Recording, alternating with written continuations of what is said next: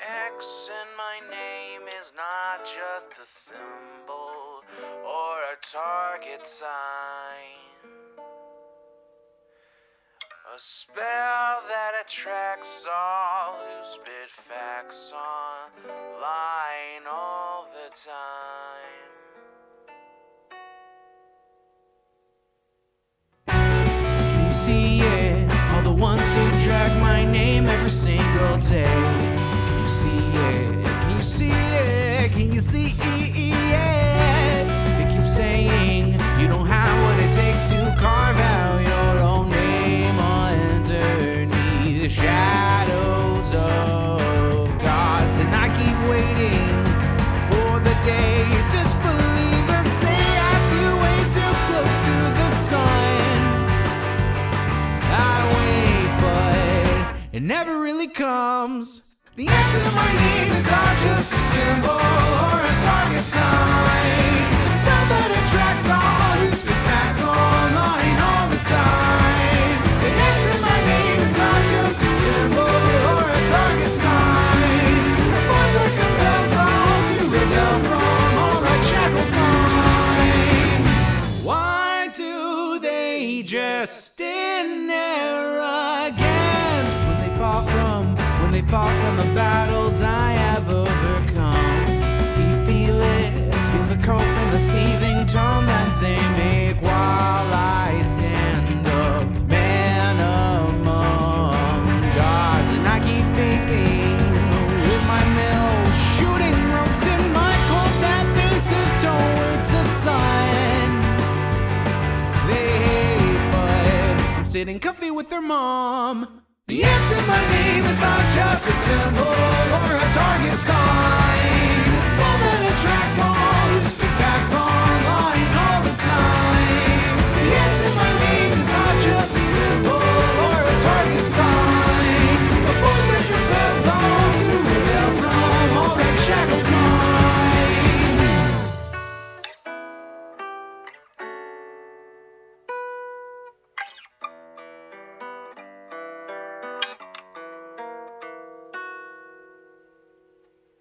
The X in my name is not just a symbol or a target sign. A spell that attracts all who spit facts online all the time.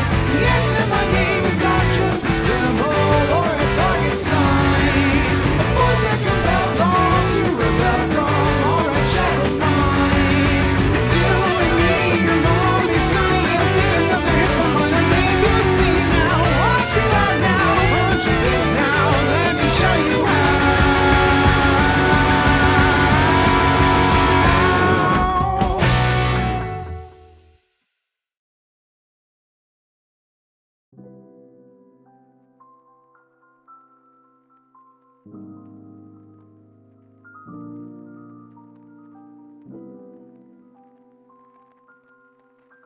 Good afternoon, everybody. Hello, hello, hello. It is so good to see you all. What is up?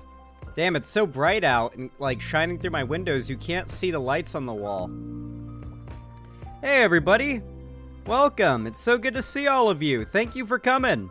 Pari Ice Fire, good to see you. Lucid Burgundy, what's up? Circuit Dog, how are you? Gerard, Gone Postal, hello.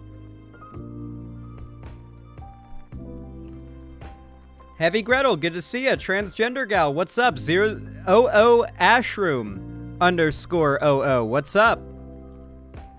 Sunny the Martian, good to see you as well. The Lancer, what's up? Gumdropped Cat, good to see ya. Decayed Slav, good to see you here. Ninja Not 9000, what are you doing? What's up? What is up, my dudes?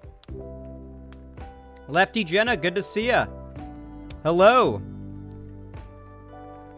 Welcome, everybody. So good to see you all. Welcome, welcome. I'm curious, what are you all drinking today? Today, I'm just having myself a water. I already had my mass gainer shake for the day, which is like, as I've told you guys before, 1,800 calories per shake. God damn. That stuff goes hard. You simply cannot be a hard gainer when you eat and drink over 2,000 calories of good calories a day. So hell yeah.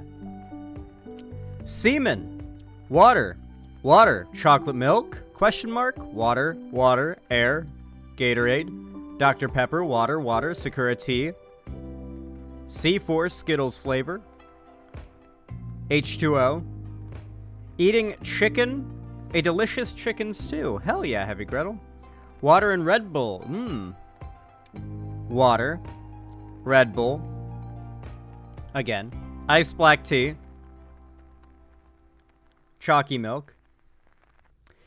You said what, Pari Ice Fire? Yeah, it's called Super Mass Gainer. If you mix it with milk, like it's 2.5 scoops with 16 ounces of milk, you shake it up in like a mixer thing, and it's like a great chocolate milkshake, and it's 1,870 calories, and they're good calories. And I'm a hard gainer. I have to take in a lot of calories every day to like gain weight, and so that's what I'm doing.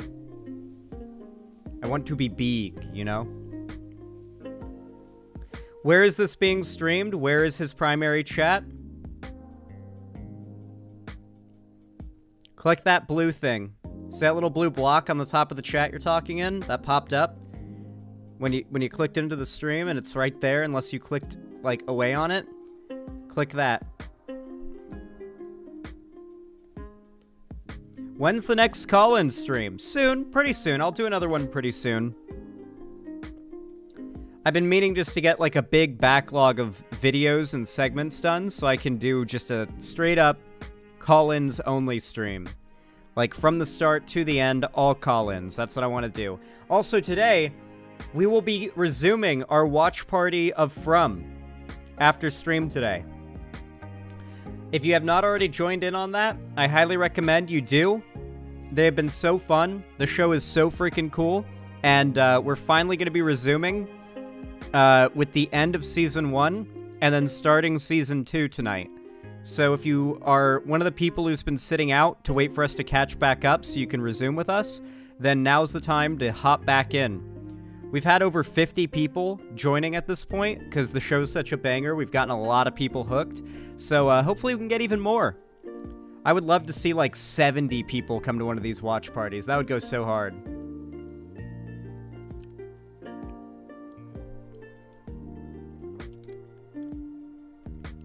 Season 2 is so damn good, man. It really, really is. When did they change the layout for channel pages on YouTube? It's fucking terrible. Probably about a month and a half ago, 2 months ago. We gotta get out of this place. Yeah, it's such a good song, yeah. I got a short meme for you in chat. Is it the Glorb video? No. Okay, hold on a sec. God, when the clips are this short, it's almost frustrating because I have to spend more time prepping up for showing the clip than watching it.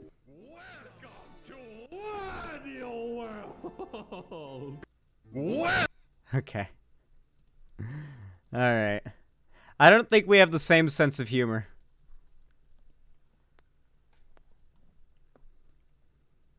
My YouTube hasn't updated, luckily. Is it, like, different than what I'm thinking of? Have they...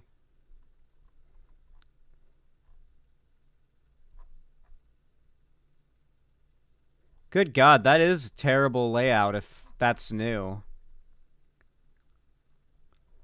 Why is there the featured, then alive now? So... But why? But why? I mean, I guess that's cool that there's a live now area, but now it's like layers below my new upload. That's so weird. I almost want to move For You below new uploads, you know? God, my nose won't stop itching. God, YouTube scuffed up my channel layout without my permission. They removed so many categories. Why is my nose so itchy? God damn it. It's always only when I'm streaming, too. You know what I think it is? Right before stream, I always shower, like, right before stream, and that involves, like, washing my face with, like, my, like, exfoliant soap, and that leaves my face a little dry. and like the whole of my face gets like a little dried out, but particularly these areas and the tip of my nose. And like when your skin is dry, it gets like tiny little prick itches, you know, there's like little prickle itches, if that makes sense.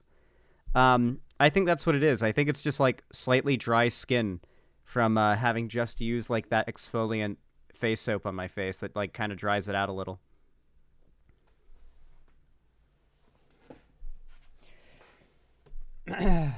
Did we get to the Space Marine stuff yet? I have not been live for more than 10 minutes. Well, actually, it's been 12 minutes, but I haven't even been on screen for more than 10 minutes. That's why you moisturize? Listen up. Listen up, femoid. I'm a male, okay? I don't have to moisturize. Our skin gets nice and oily all on its own. I'm sorry, Sonny the Martian. Yes, I probably should use some moisturizer on my face. I forgot to.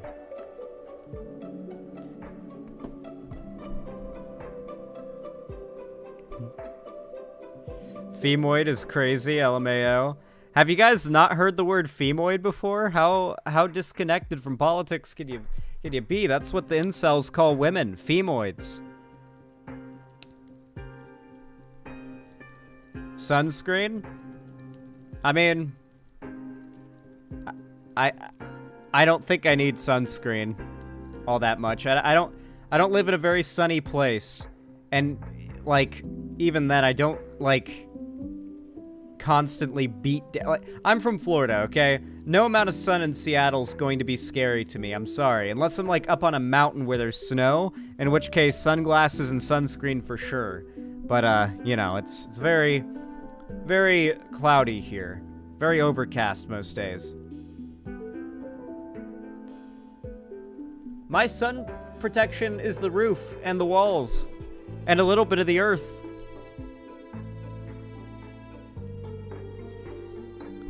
Don't you have a Moid moment yourself, Zan? I am a Moid. What do you mean? I absolutely own it. I am a Moid.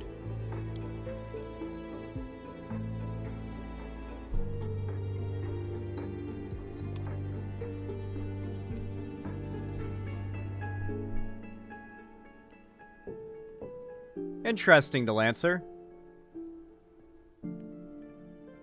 It's not about being scary, it's about wrinkles. Sorry, I went to skincare school, and this is a thing I'm autistic about now. Ah, okay. Yeah, I don't really think. I mean, I wouldn't mind a couple wrinkles if that makes sense. You know, like I think if I had like a little bit of aging to me, I'd actually be more attractive. Would you guys agree?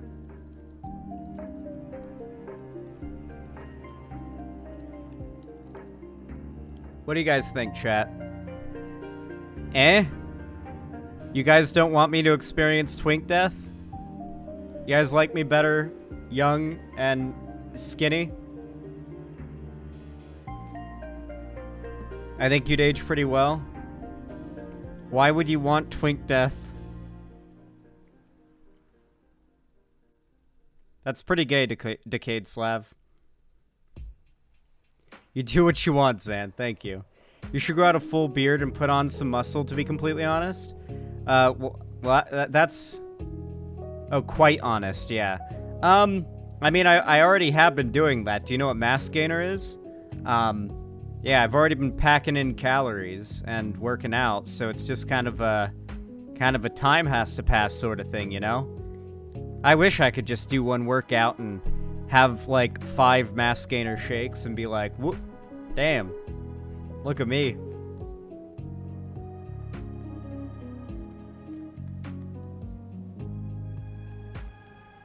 Thank you, Evergretel. I appreciate it. I appreciate it. Thank you, thank you. I'm glad I'm part of a good archetype. I'm glad I'm part of a desirable male type. That's a good thing. Okay, everybody. Listen up.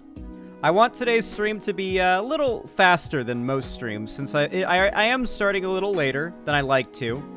And I want to do the watch party afterwards and not have it be too late when we start it, or when we're, like, you know, wrapping up either, because if it's too late when we're wrapping up, there's a good chance not a lot of people are still around, you know? Man, my jaw's been so locked up the last couple days, and it popped before stream, finally. And I just can't stop, like, getting that range of motion used again. Otherwise, it'll lock up again, I worry, you know? Like, my jaw is so weird. I don't know why it does that. I wonder if it's some sort of, TMJ disorder or something. Not pleasant. Okay. I got some good topics for today. The scroll does not lie. We're also getting, like, pretty far down the scroll, too. Like, the scroll's quite long, and right now we are here. Like, we've gotten this far down the scroll. We only have this much left for me to write on for making new topics. So I'm gonna have to bust out a second scroll in not too long.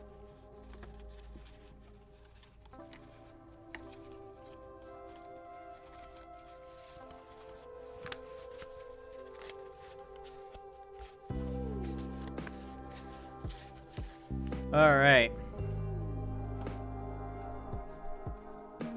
Okie dokie. Okie dokie. Let's see, let's see.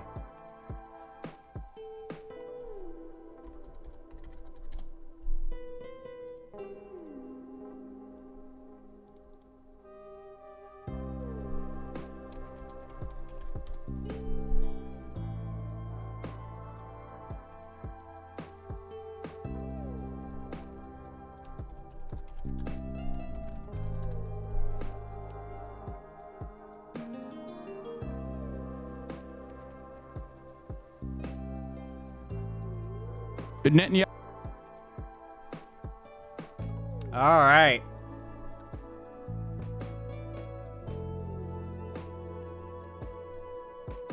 You all know what to do when I say action, right?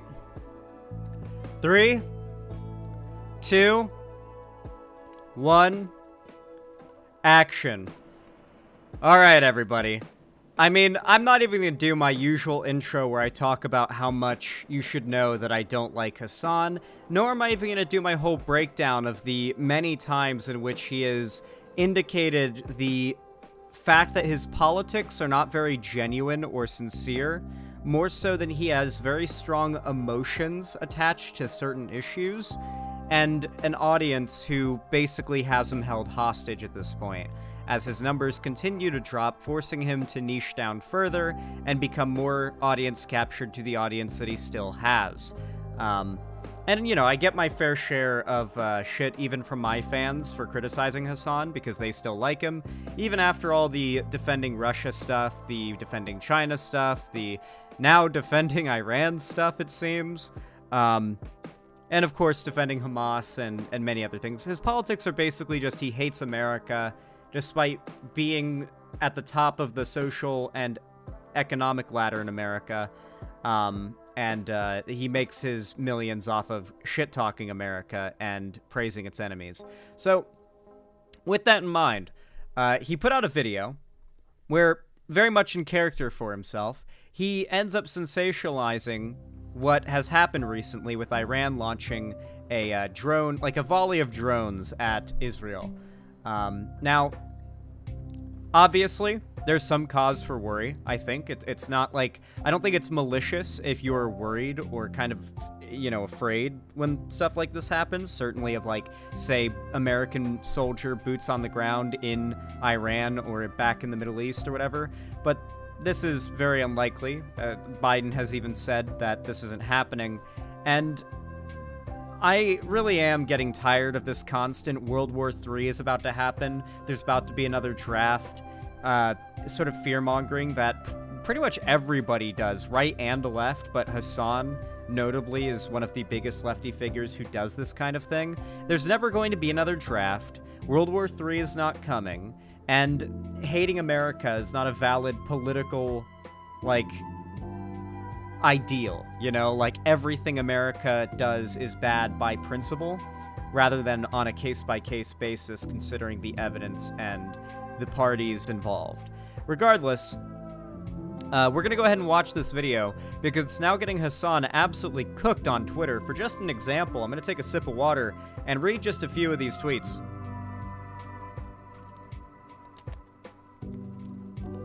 These are all people's responses to just the title and thumbnail of Hassan's video.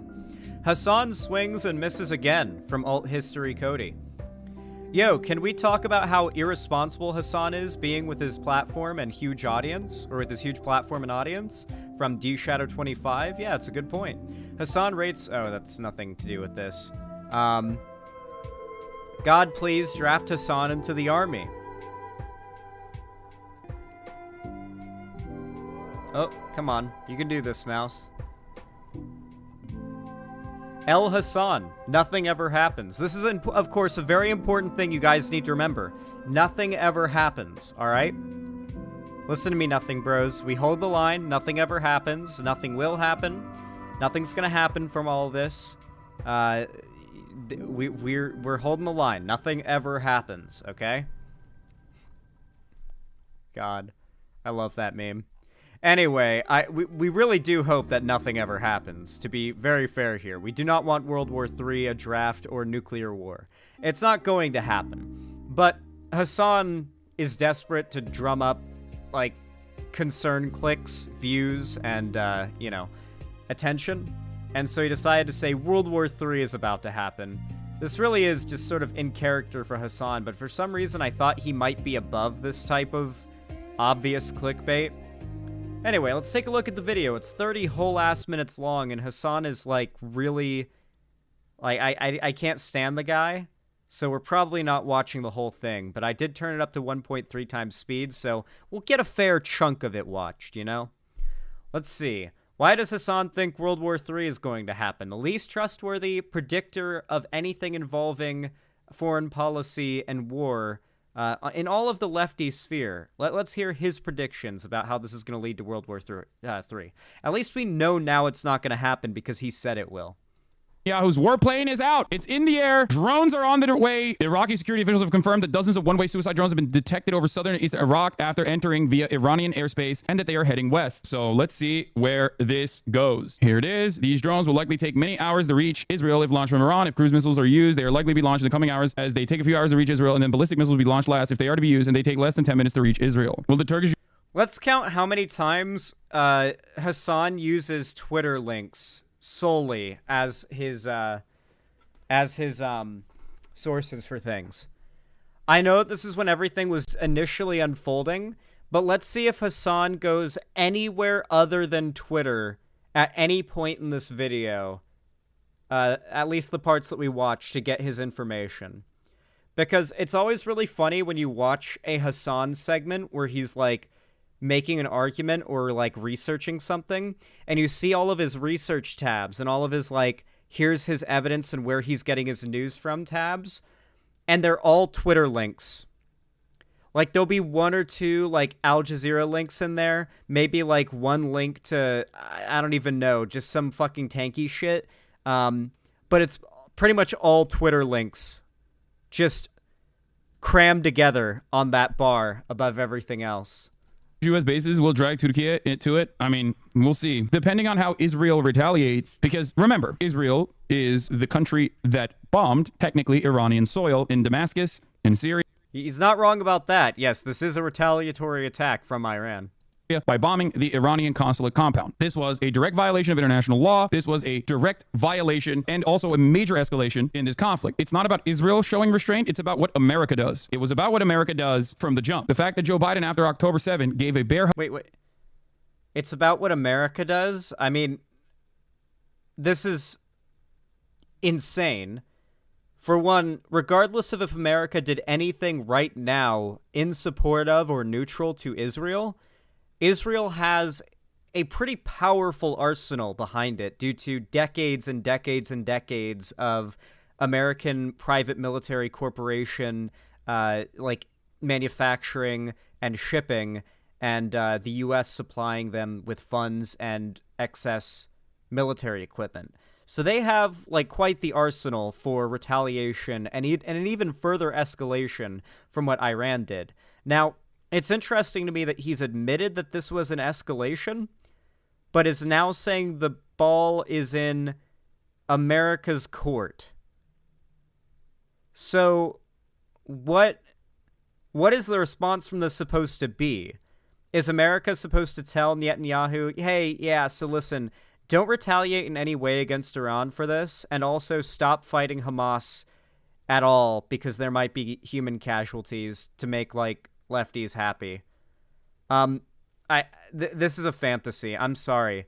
This entire conflict just got made so much more complicated, and as much as I want to be able to take the easy, like, receive nothing but praise and claps from my audience position of, like, it's as simple as Israel is bad and is always bad because they're killing children. Like, Hamas is also bad.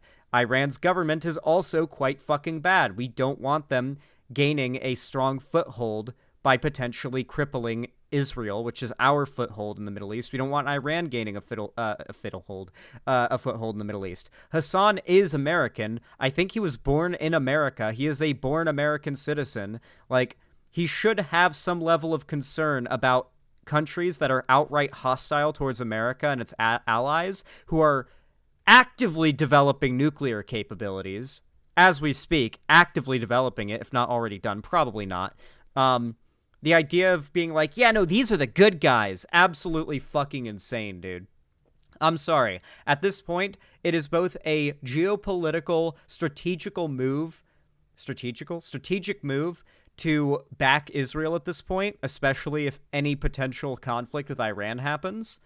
And on top of that, it would be political suicide for Biden to do this. Like, there's not going to be any soldiers from America put on the ground, obviously. Like, I think Biden's getting at that. Like, is America going to send soldiers? Is it going to be World War III? Obviously not. Like, why would he make a video like this, too? I feel like now is the best time for you guys to go back to my stream yesterday and look at my coverage of this thing and how I was talking about how I don't want to speculate on anything, and I waited to cover this as my last topic of the stream and push my stream to the end of the day so I could make sure as much news was out about this and as much confirmed info was out about this before I covered it as possible. Meanwhile, Hassan just immediately covering that shit, making shit up, fear-mongering, like spinning a fantasy tale as we speak to try to, a made-up scenario he is imagining right now to justify his position he has, preempting a non-existent event that might happen. Hug and no red lines approach to Benjamin Netanyahu caused Israel to feel like they could do whatever the they wanted, and they could very easily bring America into the conflict. And Joe Biden has been so lax with Israel that they feel like they can do whatever they want. Dude, people like Hassan and people on this side of the left necessarily always have to end up whitewashing Republicans and the far right. Donald Trump is in loud and very proud support of not just Israel, but Israel crushing the Palestinians. He said that this conflict would be over by now if he was president because he would have given everything to Israel they needed to wipe out Hamas. You can guess what that means. The problem is people like Hassan, you have to understand that like a large proportion of lefties online right now that are advocating for Palestinians and Gaza and all that, they don't actually care. Okay? They are legitimately grifters, whether it be grifting money, like Hassan, or just kind of grifting social status and likes. A lot of people in the online left, especially those in this sphere, are massive no-lifes whose entire social life exists online on social media. And they have a very small circle or bubble that they need to keep happy, and they want to gain like a sort of, you know, that social XP and that level, those levels, you know? And trying to out-woke each other, or not even out-woke each other, honestly. This is more so just trying to out-anti-America each other, is essentially how they get ahead in this space. And Hassan kind of acts as like the gravitational mass at the center of this orbit of very, very dumb people that identify with the label leftist. They violated numerous red lines, as you guys know, both the ethnic cleansing in Gaza, but beyond that, way more severe red lines that they violated, such as I'm curious. What like institution considers what is happening in Gaza an ethnic cleansing? Like, are there any human rights institutions that are like really well reputable and like agreed upon to not be like super biased in like a particular country's favor or something, for any weird reasons that could be easy to pick apart for somebody. Like, is there grounds to say what's happening in Gaza is an ethnic cleansing? Because technically what's happening in Gaza doesn't even meet international law's definition of a genocide, which is, you know, I think a kind of a mark on the definition of genocide by international law, less so than a sort of like, oh yeah, Israel's doing nothing wrong kind of point. But regardless, the idea that like there's any definitional claim from large institutions or anything along those lines to claim that how Israel is handling their conflict with Hamas is an ethnic cleansing, that is extreme. Why not just call it mass killing because of, like, indiscriminate bombings and strikes on Hamas? Like, they're not... From everything that I have been able to tell, the goal is not to wipe out all Palestinians. It is to take out Hamas, who is attacking Israel. They just don't care how many of the human shields Hamas uses. They have to shoot through to get to it. And that's the horrific thing about Israel. Hamas uses human shields, and Israel doesn't fucking care most of the time. Well, I'm sure most of the time they do. To be real, I've seen a lot of like stories where they evacuate people out before they strike like a Hamas camp. But too often, like every other day, every few days, I'm hearing about a bunch of children getting blown up in an IDF airstrike. So clearly there's a problem there, but the clear, like at least explicitly stated, there does not seem to be a national objective right now of ethnically cleansing the Palestinian people. Striking Beirut, Lebanon, not just southern Lebanon. Yes, Israel has targeted okay, you spelled it mosquitoes almost. Mosques, hospitals, and the university. That's a lot of cultural backbone. So you understand that Gaza is like the size of like an old Fallout map, right? Like an old map in a video game. It's not very large, you know?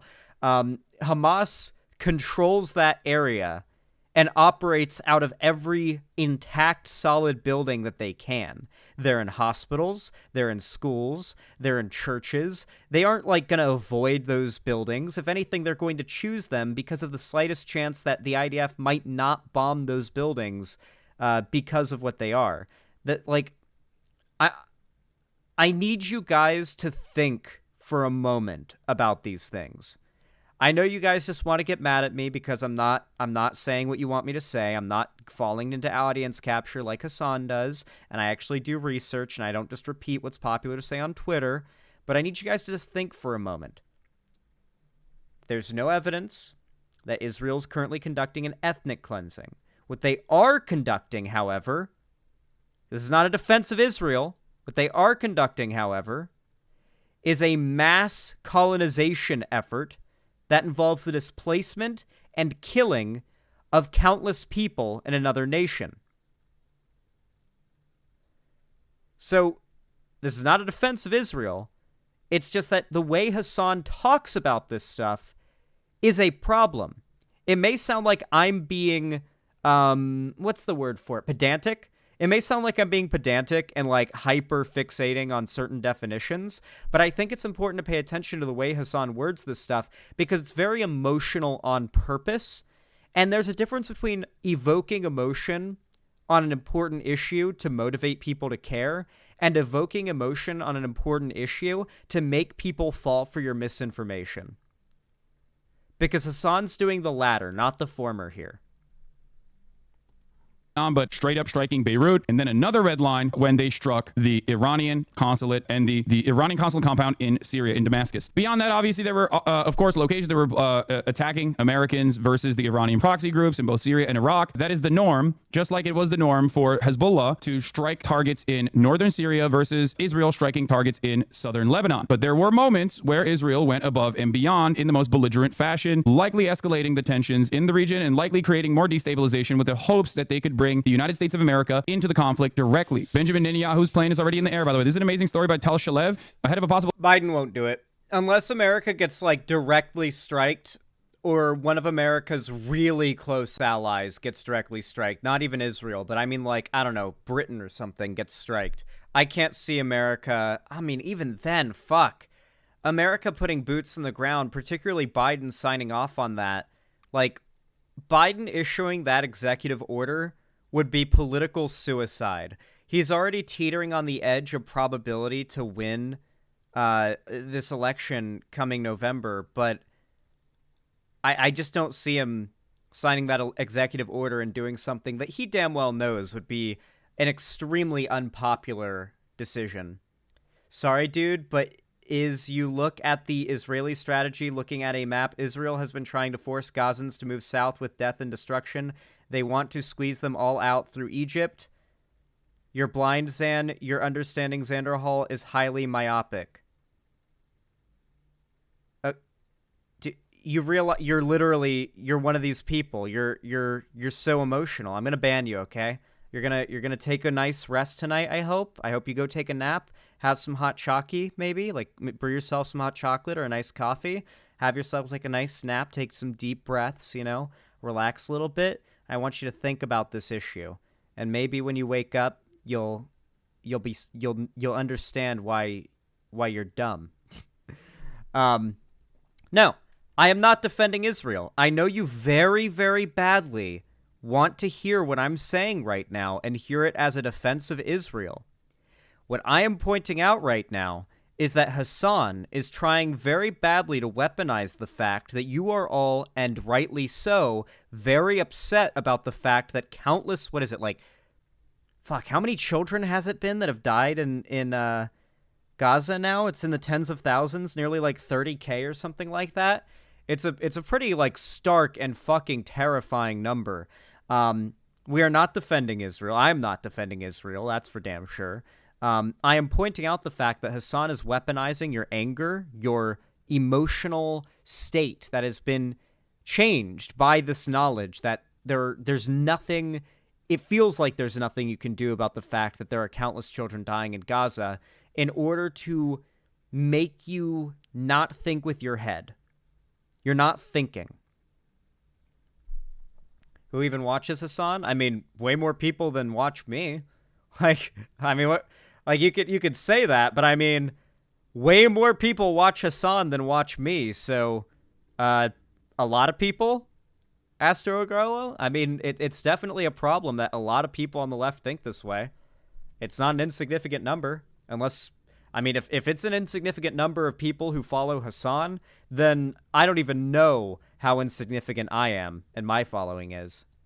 Attack from Iran. Netanyahu moved over the weekend to the house of Simon Falek in Jerusalem, which according to previous reports is a fortified bunker. Falek is a U.S. billionaire, a GOP donor, and the owner of Duty Free America. Netanyahu stayed at his house at the beginning of the war after rockets were fired on Jerusalem. U.S. officials have officially confirmed that Iran has launched those drones toward Israel. We know that the president has ended his weekend in Delaware, is on his way back to the White House. He is meeting with his national security team there.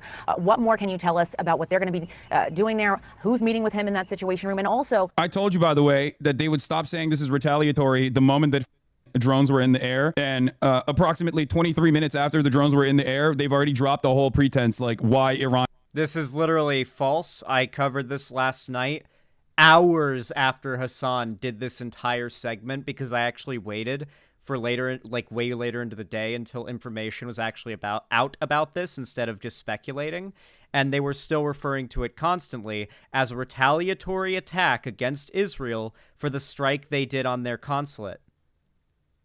So, like, I don't... He's just lying here. Like, isn't it nice how Hassan will do this thing, and conservatives do this thing too, where they just kind of make, like, an emotional claim that can't really be... It's unfalsifiable. Like, they'll drop this talking point. That's unfalsifiable.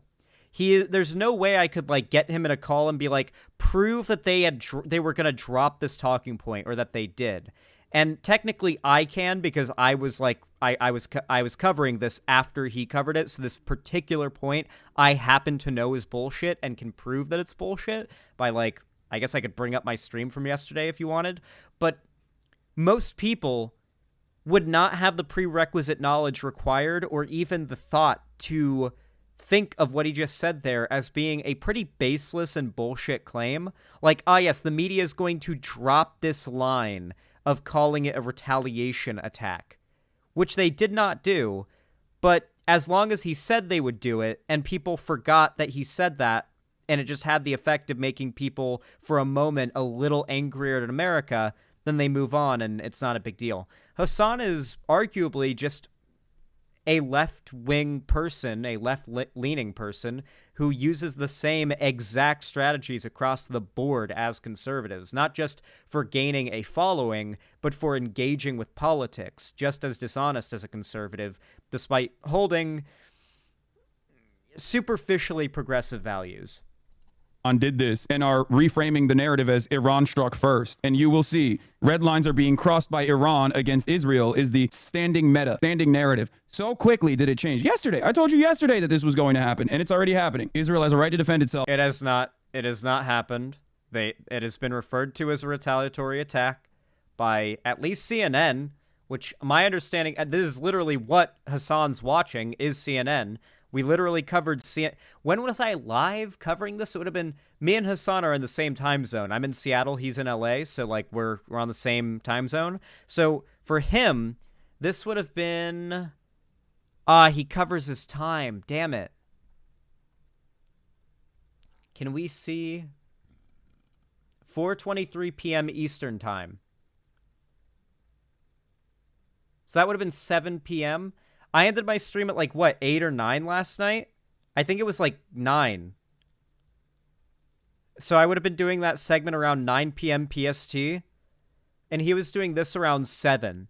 So when I did my segment at 9 p.m., I was reading, like, excerpts from CNN's, like, live updates.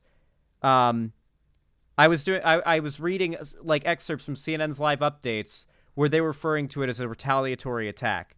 I'm pretty sure they're probably still doing it right now.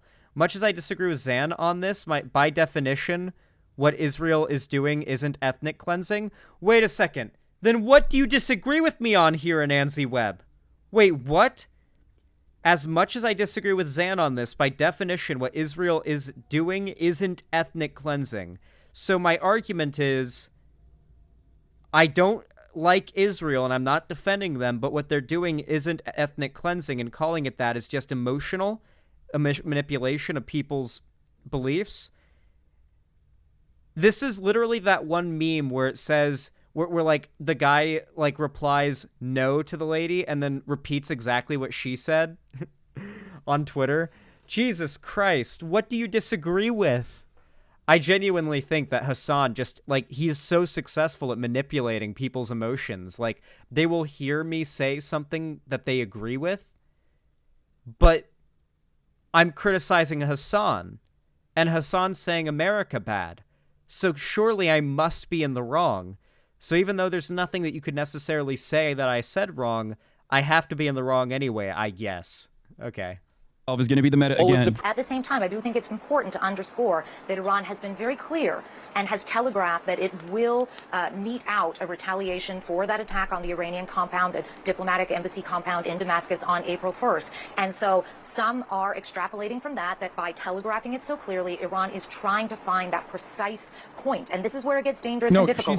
She's doing a decent job between escalating and retaliating and avoiding creating a scenario that you can't pull back from the brink of. There is always the capacity for things to go wrong. Whoever hurts us, we hurt them. We will protect ourselves from any threat and will do so with coolness and determination. I know that you citizens of Israel are also keeping your cool. I urge you to listen to the directives of the Home Front Command. Together we will stand, and with God's help, together we will overcome all our enemies. Oh, finally, we got the weirdos in here again. So you're rooting for Iran. If this prompts a response from the U.S., it could mean economic collapse and further escalation. Iran controls oil exports. Millions could die. It's not good that Iran escalated now. What the f*** do you mean? If you're mad that Iran retaliated to Israel, you should be incredibly angry at Joe Biden and incredibly angry at Israel for literally...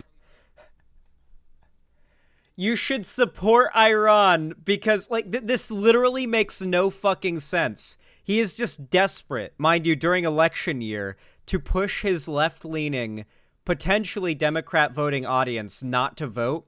That is, I guarantee you, I am alleging a conspiracy right now. All of the don't vote Democrat lefties push for this because when a Republican is president, all their viewership goes up. Don't believe me? Check Social Blade. Look at mainstream media. This doesn't even just apply to YouTubers and streamers.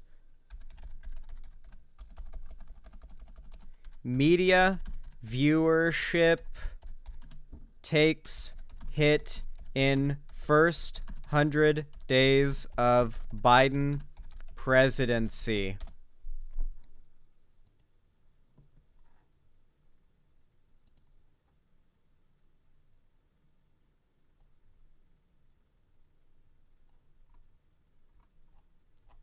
Fuck, where can I find this article? I have to search my history because Google sucks now.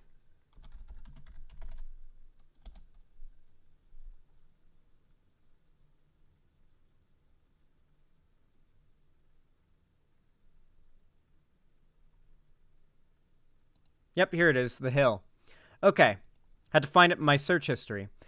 TV news ratings online readership plunge during Biden's first 100 days.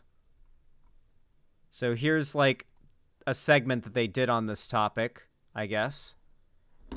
Basically, if you're ever wondering why people like Hassan and so many of these lefty figures are pushing for people not to vote for Biden, despite the fact that Trump is so evidently, like, just needs to not be reelected, and it just seems insane that they could possibly justify this position. Remember, this has been the truth across the board for every left-leaning political outlet, frankly, every media outlet that covers politics since Biden got elected. Broadcast and cable news ratings, along with website traffic, are all taking a hit in the post-Trump era. During President Biden's first 100 days in office, weekly full-day cable ratings for CNN and MSNBC have been trending down, according to statistics from the ratings company Nielsen. On average, 1.3 million household viewers were watching MSNBC in the last week of January, shortly after Biden took office. For the week ending April 25th, that number was 868,000. It continues to drop. It continues to drop even as we get towards the next election. And the reason for that is that Biden's done a pretty good job. And things have been somewhat normal, you know, stable. People aren't living in constant fear of a Republican president, which means people aren't constantly, like watching left-wing political content because they're afraid of what's happening.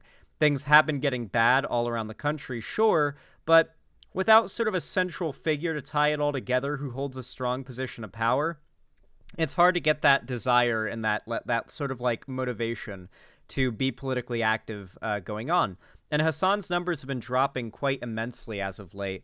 Here, Social Blade, Hasanabi,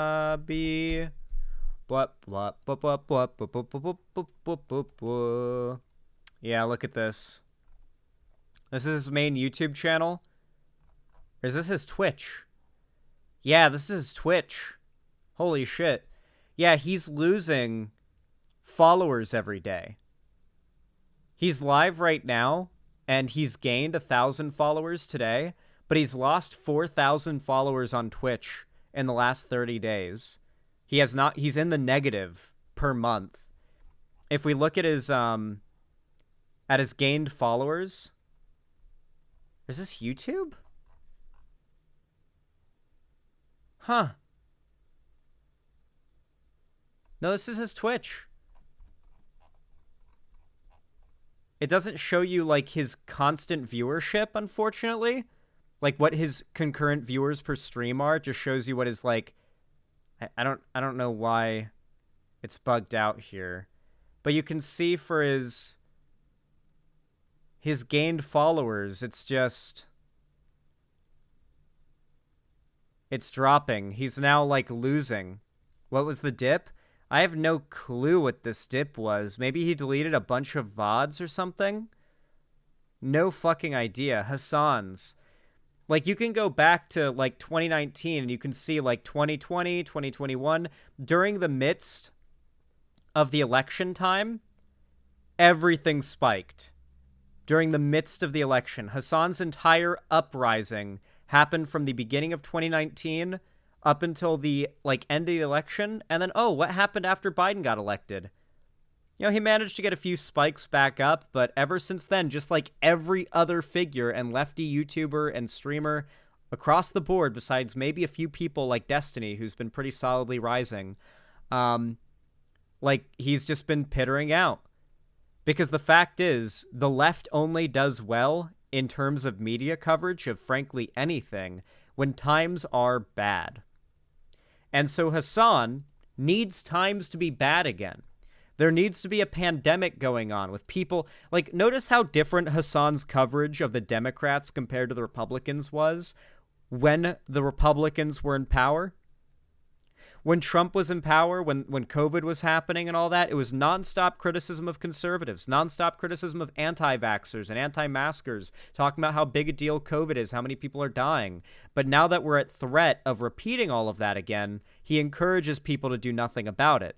Because all of that rhetoric, all of that talking about how bad Trump is, and all of that talking about how bad Republicans are back then, was nothing but serving to gain support, to gain clout. And now that we're in the stable period and he's just losing clout, he wants to go back to the left online being scared again and wanting to watch lefty content to hear about what the crazy President Donald Trump is doing. Like, Hassan is in a position where effectively he will not be affected, possibly at all, by another Trump presidency.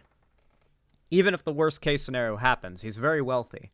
So for him, he has basically everything to lose and nothing to gain from letting Biden get reelected.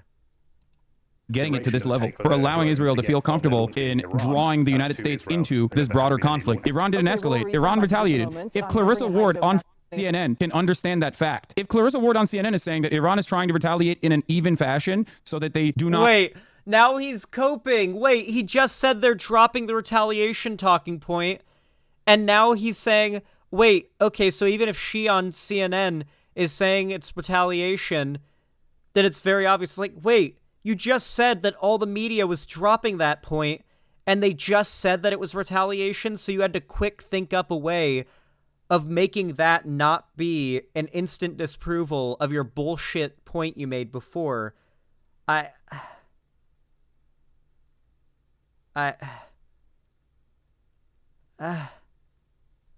Mind-blowing. Draw an even larger response from Israel, you should be able to understand that too. It is wild to assume that a regional actor that has developed its weapons capabilities specifically for this purpose is not going to retaliate when their own soil is struck. The Damascus consulate okay. They retaliated? All right. So what does America do now? They're not Biden's not putting soldiers on the ground in Iran or anywhere around there. They're just saying, yeah, we'll support you, Israel, because you're our ally. If you get fucking ICBM'd into oblivion, we'll be there to back you up. Like we've agreed to, because we signed treaties for this shit, and we've got massive agreements that have been around since before the people who are currently sitting in their current seats of power have been in their seats of power. So I feel like Hassan just makes so much money off of oversimplifying politics for the lowest common denominator of people on the left. And I encounter Hassan fans online fairly regularly, and it's genuinely depressing to see them because I worry that normal people will see their tweets and the way they talk and behave and think I'm one of them. I worry.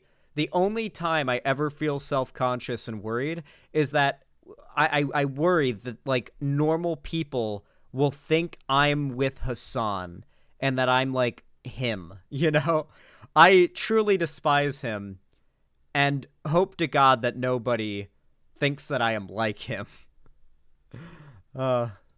Compound is Iranian soil. Israel greatly escalated it. The reason why you didn't hear about it is because mainstream media barely covered it. It was a blip. When it was a major move, the United States' response to Israel's major move was to say, oh, they didn't tell us. That's really fucked up that they didn't tell us ahead of time. This is awful. This is going to possibly ruin the lives of many people in Israel. It's probably going to ruin the lives of many people in Iran. And would, if depending on what happens after this, depending on how this round. What fault lies on the leadership in Iran for not, like, because they could have just not responded with a retaliatory strike? Because Hassan, I know, because he said it, has said that America was wrong to drop nukes on Japan. And I think it's a fair argument.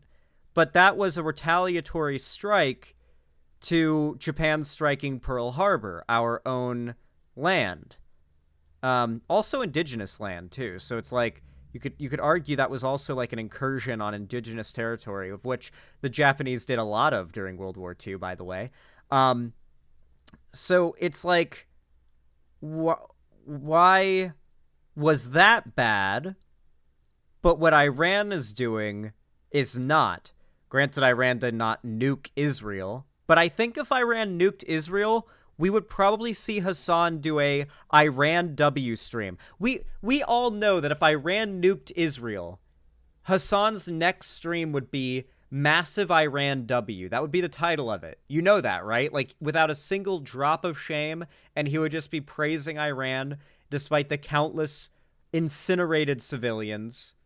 Hassan would be talking about how all these, like, Israeli civilians that got fucking incinerated in a nuclear strike were all, like, in favor of ethnic cleansing, so they deserved it or something.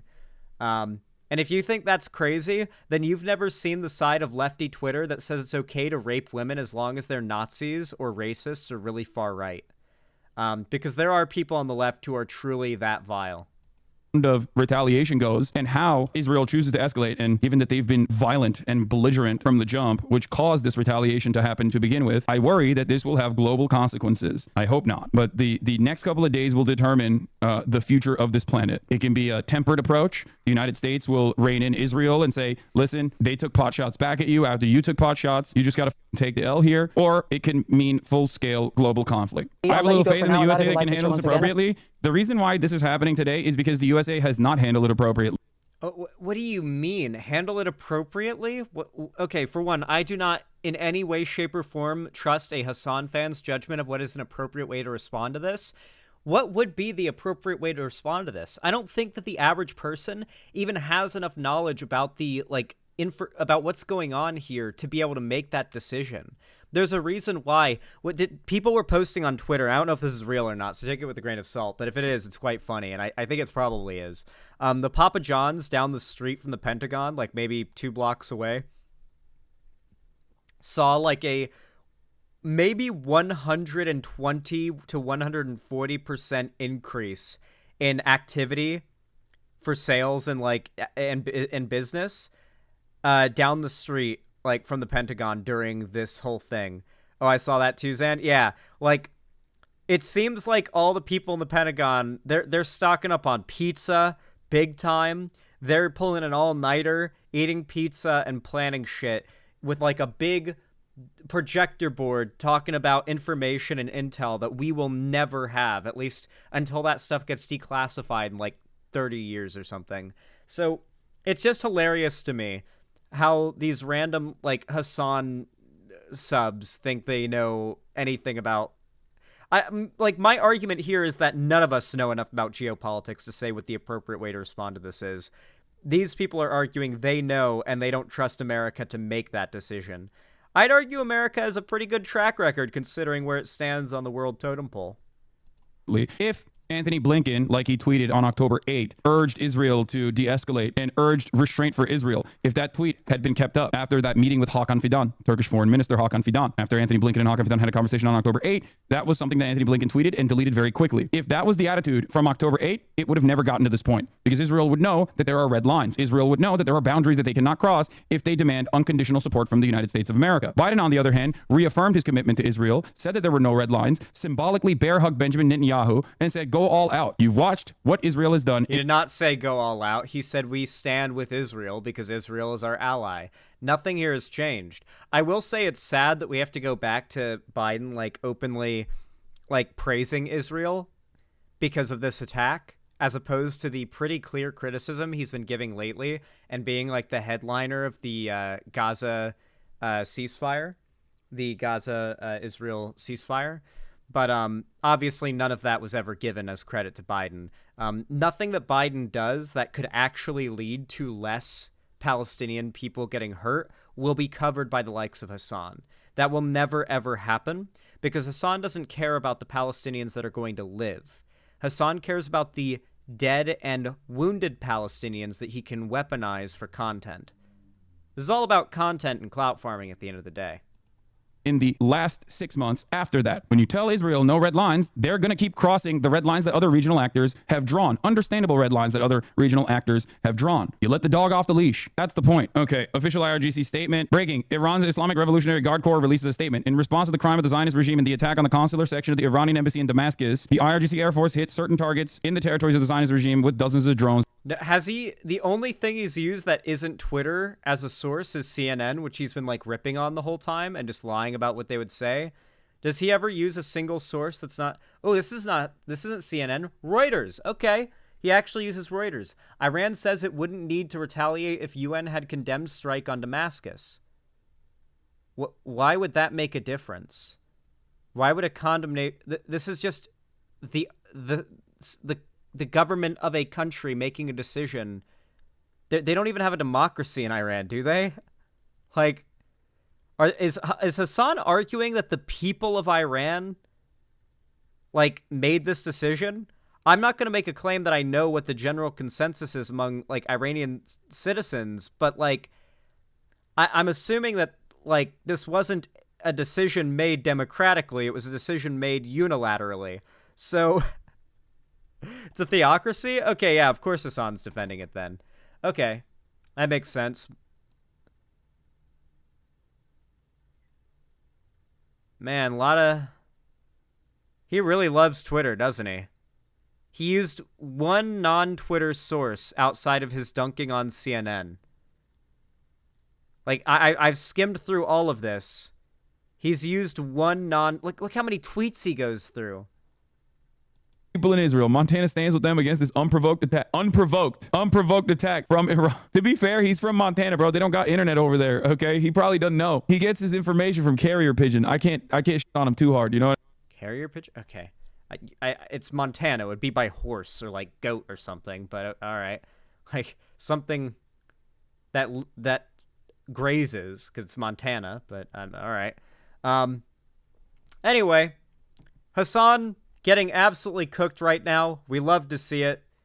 What are the comments on? Or what are the comments looking like? Getting drafted for World War III before GTA 6. About as brain dead as expected. Imagine starting a world war on behalf of Israel. About as brain dead as expected. I love how the so-called Middle Eastern extremists are the only ones exercising restraint. Iran exercised restraint. About as brain dead as expected. Israel attacked the Iranian embassy, and I thought it was a consulate. I guess the same thing, I guess. And Iran has the right and the obligation to defend itself. I mean, then did America have the right to defend? The thing is, I know these people aren't consistent on this standard. I would be a little less, like, incredulous right now if I knew that these people would not immediately switch up their standard if it was America in the exact same position. It's really depressing watching all of this happen and having no power whatsoever to do anything about it. Oh, yeah. I'm sure not voting will do a lot to give you more power. Dude, I can't read. If I read another comment, I'm going to lose it. Oh, my God. These are the people who say not to vote. These are the people who say not to vote. And they're commenting shit like, it's depressing watching this happen and having no power whatsoever to do anything about it. Holy shit. You can vote is at least one comment. On what? IDK, would Trump pull out of this? There is something to do about it because governments care about public opinion. If we demonstrate war is unacceptable and we reject it completely, they'll stop. They want to get reelected and not have domestic turmoil. Nobody in America likes war. Maybe the next iteration of human civilization will move on from capitalism at the proper time.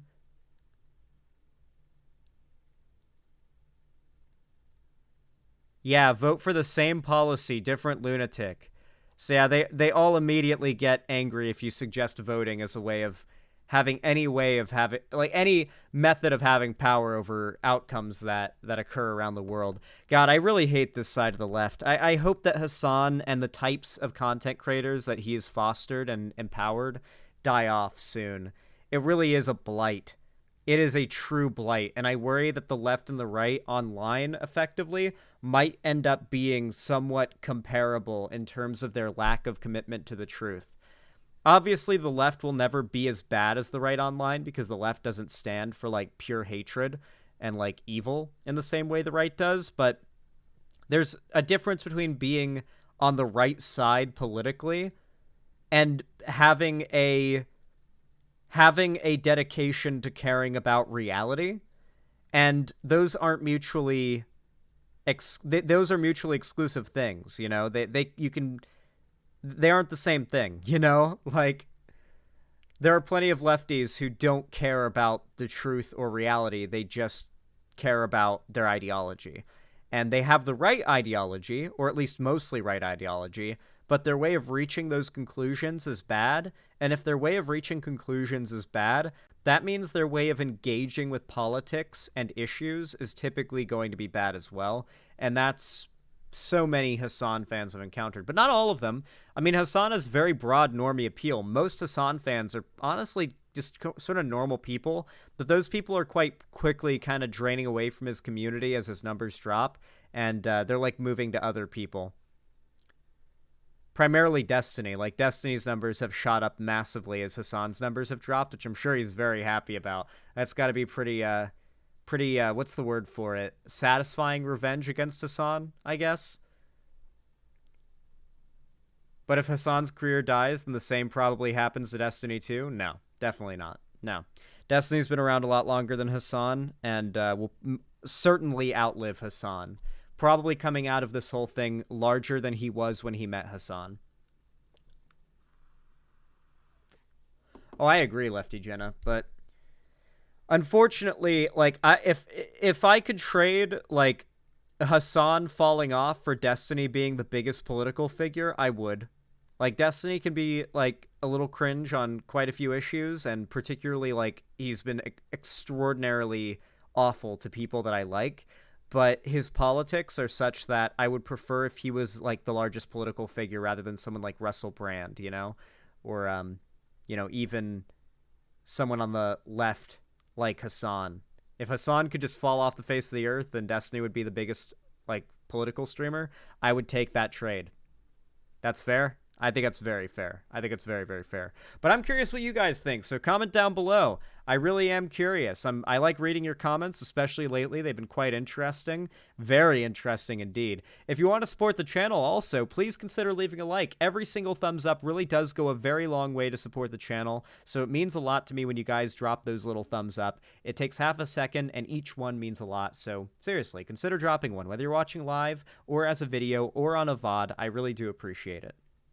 And maybe consider donating, subscribing, or gifting a sub to support me financially if you can afford it on my website, or supporting me through YouTube, Twitch, Streamlabs, StreamElements, or Patreon. You can also buy merch through the Streamlabs link down below in the description. And finally, don't forget to join my fan Discord, where we do all sorts of events and fun things like watch parties, like we'll be doing after this very stream, continuing from this awesome horror mystery show we've been watching in the Discord after this stream. And we also do call-in streams somewhat regularly, so join the Discord. I also do announcements. It's a really fun place, so get in there. Links all down below in the description. Hopefully you enjoyed.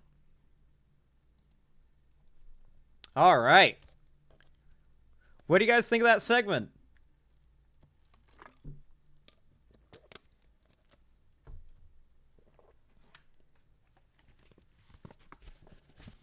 No, Destiny did not go far right. He's just a omni-liberal. Destiny's way of handling politics is to be correct about an issue, technically correct at least, but to express that correct opinion in the most abrasive way physically possible, that if you're not able to look past how abrasive and insulting it is, then you won't be able to tell. But I guarantee you, if half of you ever got into, like, a call with the guy to argue about a point, you would probably get ripped up. Only person I've seen tear Destiny a new one is Demon Mama. Demon Mama ripped Destiny a new one, and that's why Destiny hates Demon Mama to this day. If Destiny, like, outside of very specific, like, social, like, interpersonal stuff, still hates someone, like, months or years later, it's because he legitimately lost a debate to them. And in that case, it's Demon Mama. All right.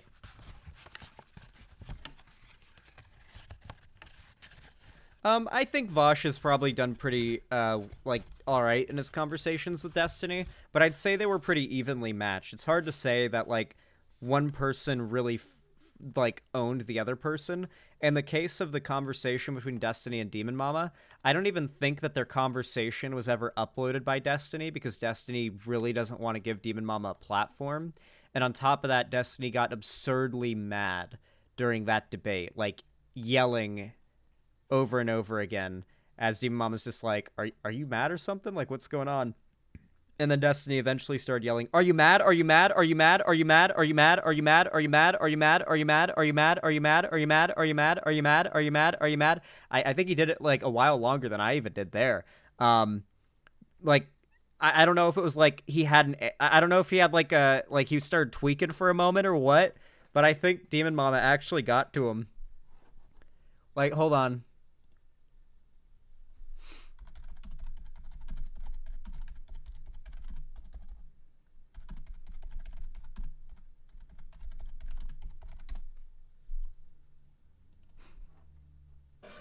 Yep, guess time. This is what Destiny started doing during the debate with Demon Mama. Yep, guess time. Oogaloo.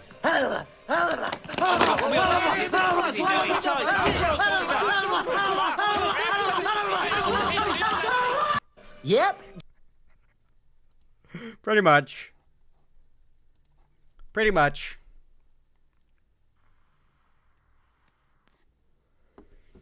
Yeah, no, it's pretty accurate. Pretty accurate representation of how it went. Real footage.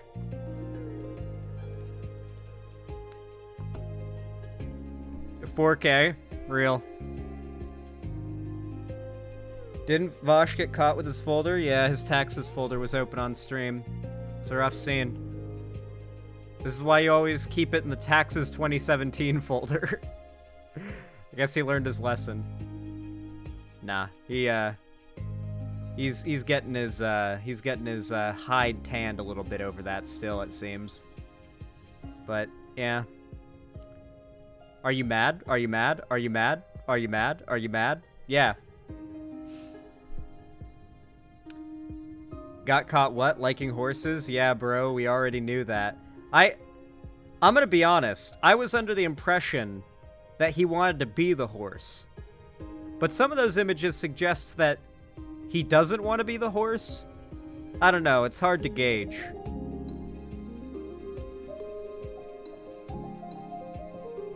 No, he wants to be the horse.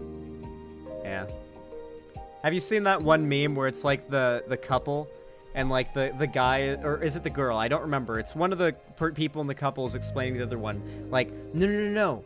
He wants to be the horse. And it's just that. It's just that.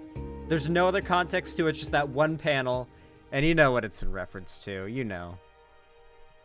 You know what I'm surprised hasn't become discourse yet? That, like, John Oliver definitely also has that same fetish. You guys have noticed that, right? Like, John Oliver is also definitely got the horse thing. Because, as of late, I've been, like, falling asleep to John Oliver Last Week Tonight episodes, just because I need some noise to fall asleep to. And I keep on, like, as I'm listening to the episodes, dozing off. More often than normal, he's definitely a furry. Bro is definitely a closet furry, for sure, dude. Too often is furry stuff, or just showing some, like, pornographic furry art. Too often is that the punchline. Too often has he gone out of his own pocket to commission furry art for his show, quote-unquote, for his show. And he's also, like, 4 or 5 times now made jokes about finding, like, a particular horse sexy. And it's, like, played off like a joke. But it's been 4 or 5 times now. Yeah, the gay rats having sex is a very famous one to answer, yeah. A lot of furry jokes in his Chuck E. Cheese episode, true. I think we gotta have the John Oliver conversation, guys. I think John Oliver... ridden in on a horse, and spare a thought for that horse there. That is by far the most humiliating credit on its resume, and it did used to do porn, so you have to bear that in mind. The art he shows here, God. Whore horse, an XXX equine epic. Separated by war, tested by battle, bound by horsecock. And then, like, the silhouette of the 2 horses fucking. Jesus Christ. That is not even one that I have seen, guys. I made that argument about John Oliver. I've never seen that clip before. I don't think I've ever even seen that episode of Last Week Tonight before. There are more clips of John Oliver joking about horsecock than I even knew about before I made that argument.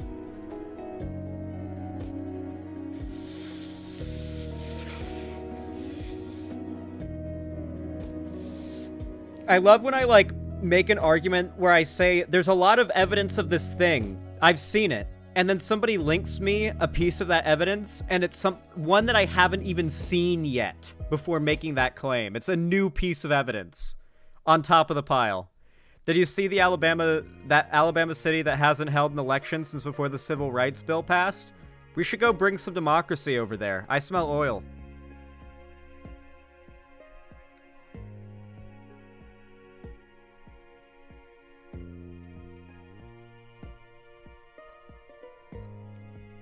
Yeah, I smell oil. Sounds like we need to bring some democracy to that town in Alabama.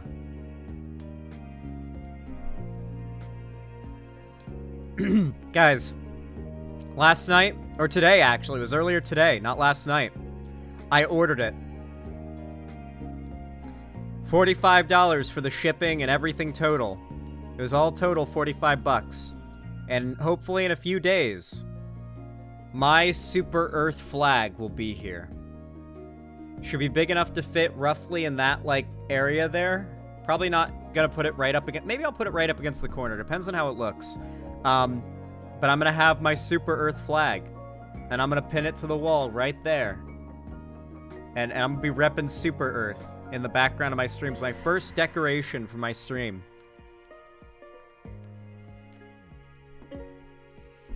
When's the Confederate flag? Real. Yeah, we get the Confederate flag next. That comes next. No, I haven't, Nancy Webb. Did I miss the Hassan BS? Yes, you did, the dreaded blur, but you can still rewind the stream. By the way, how many people are watching right now?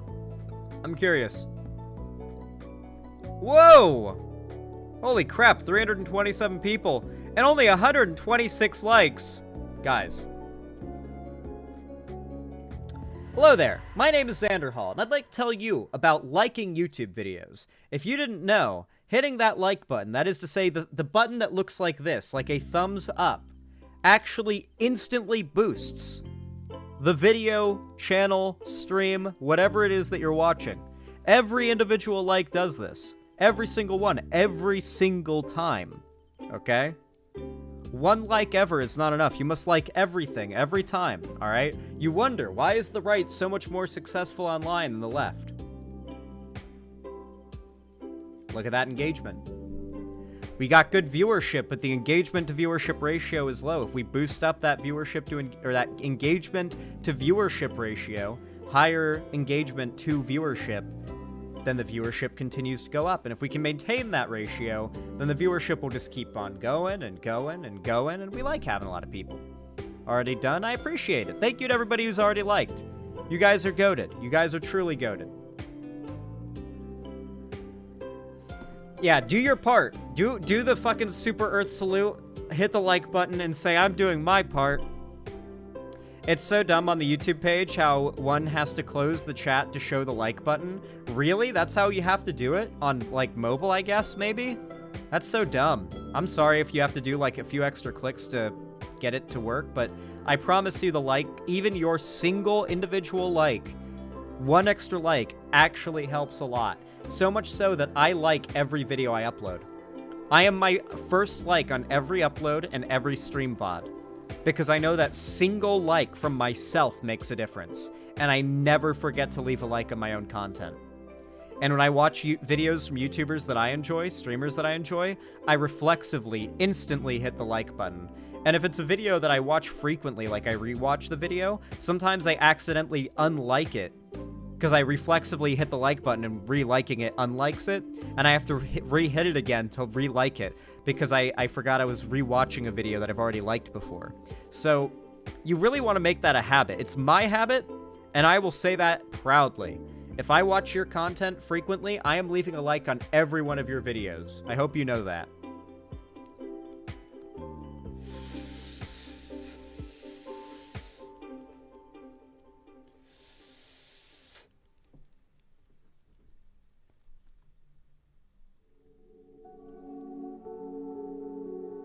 Thank you. Hell yeah. You should chill more, Zan? What do you mean, like chill on stream or chill in general? I think I chill too often. Like, I feel like I should be less chill. Frankly. Should I be more or less chill, chat? What do you think?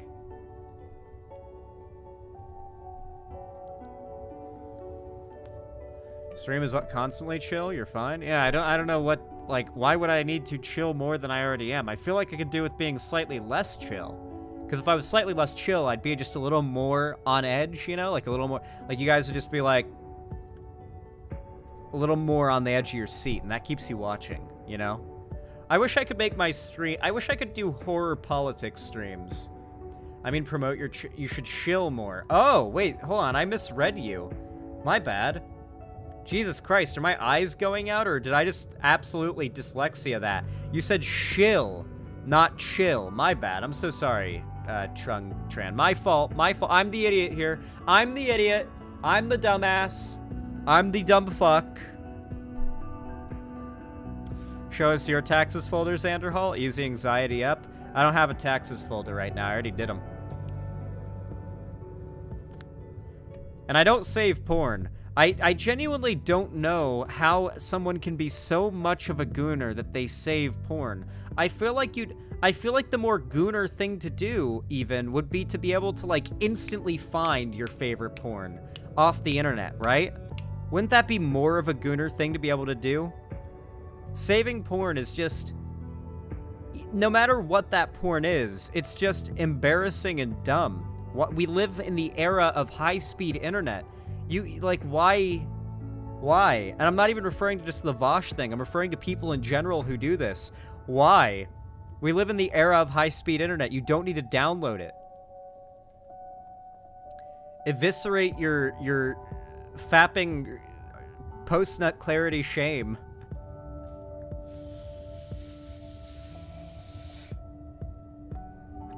What if internet down or the link don't work anymore? Then use your imagination, motherfucker. Use your imagination.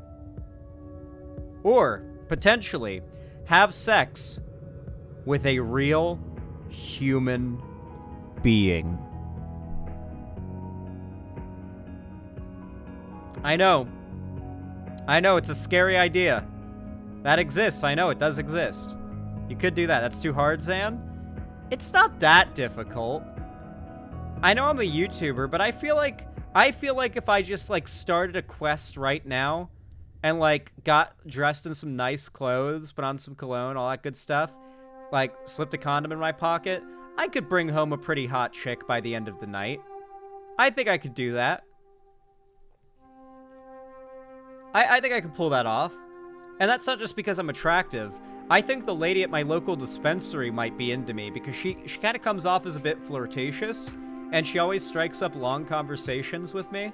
And, like, as I'm, like, walking away, she'll, like, stop me with another conversational topic. Like, she'll notice, like, you know, like just anything and start a conversation. And she always like immediately tells me the best deal that there is on the carts that I like. She remembers what carts I like, knows what brand of carts I like, and tells me which flavors I like that, or which strains I like that are on the best deal. So it's like, man, Stoner Riz. Yeah, I got that Stoner Riz. Yeah, she's pretty. She's definitely very pretty. Zan, give her the chin, Riz.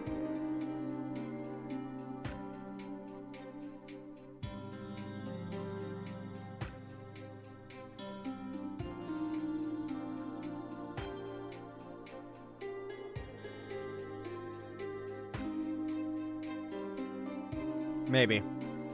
Mog her, Lamau? Xander Mog? Cackle? She wants the chin? Yeah. More like Riz Hall?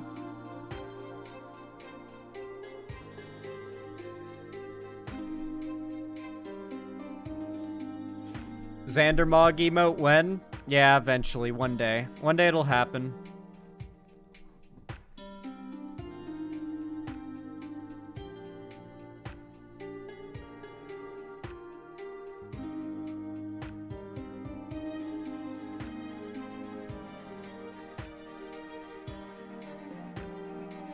More like Xander Gat? Why would you say that to me, CTSH1? Why would you say that ungodly and not in the Bible word to me? That word's not in the Bible. Jesus. Okay. What is next on our list? What is in the scroll? Ah, yes. Ah, yes. This one's gonna take a minute to prepare, because I gotta get a lot of segments open. Yeah, Xander Moogle.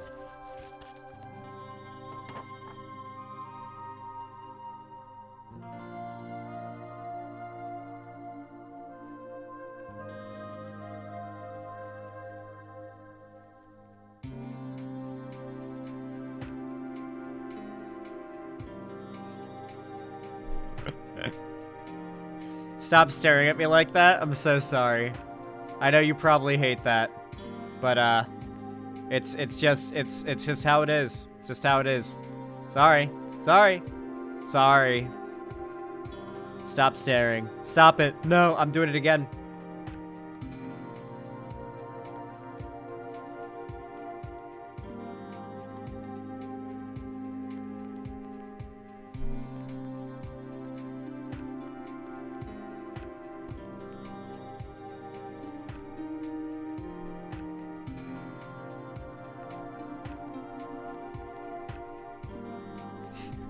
It is insane how fucking, like, smug that face looks. Holy shit.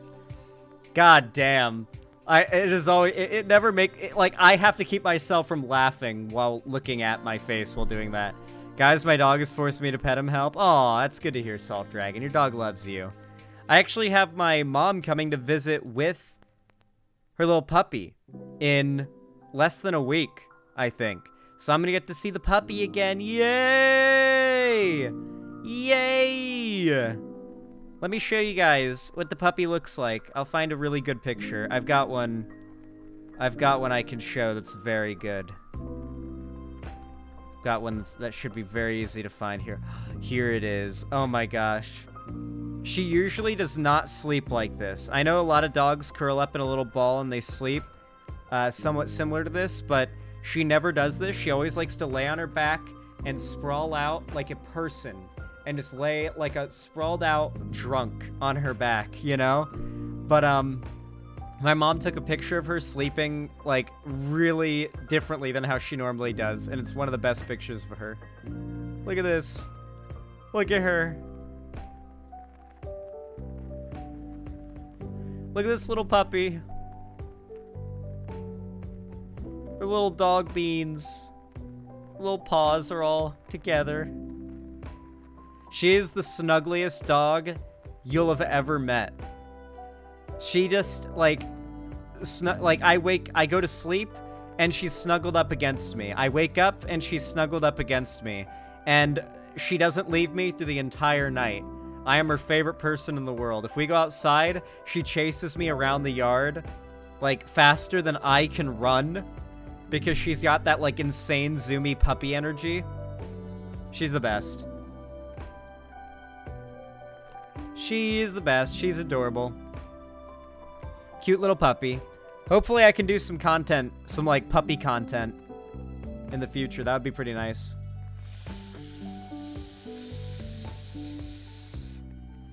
I don't even like dogs that much, and she's adorable. Yep. Zan, here's a cringe blue sky skeet about Helldivers.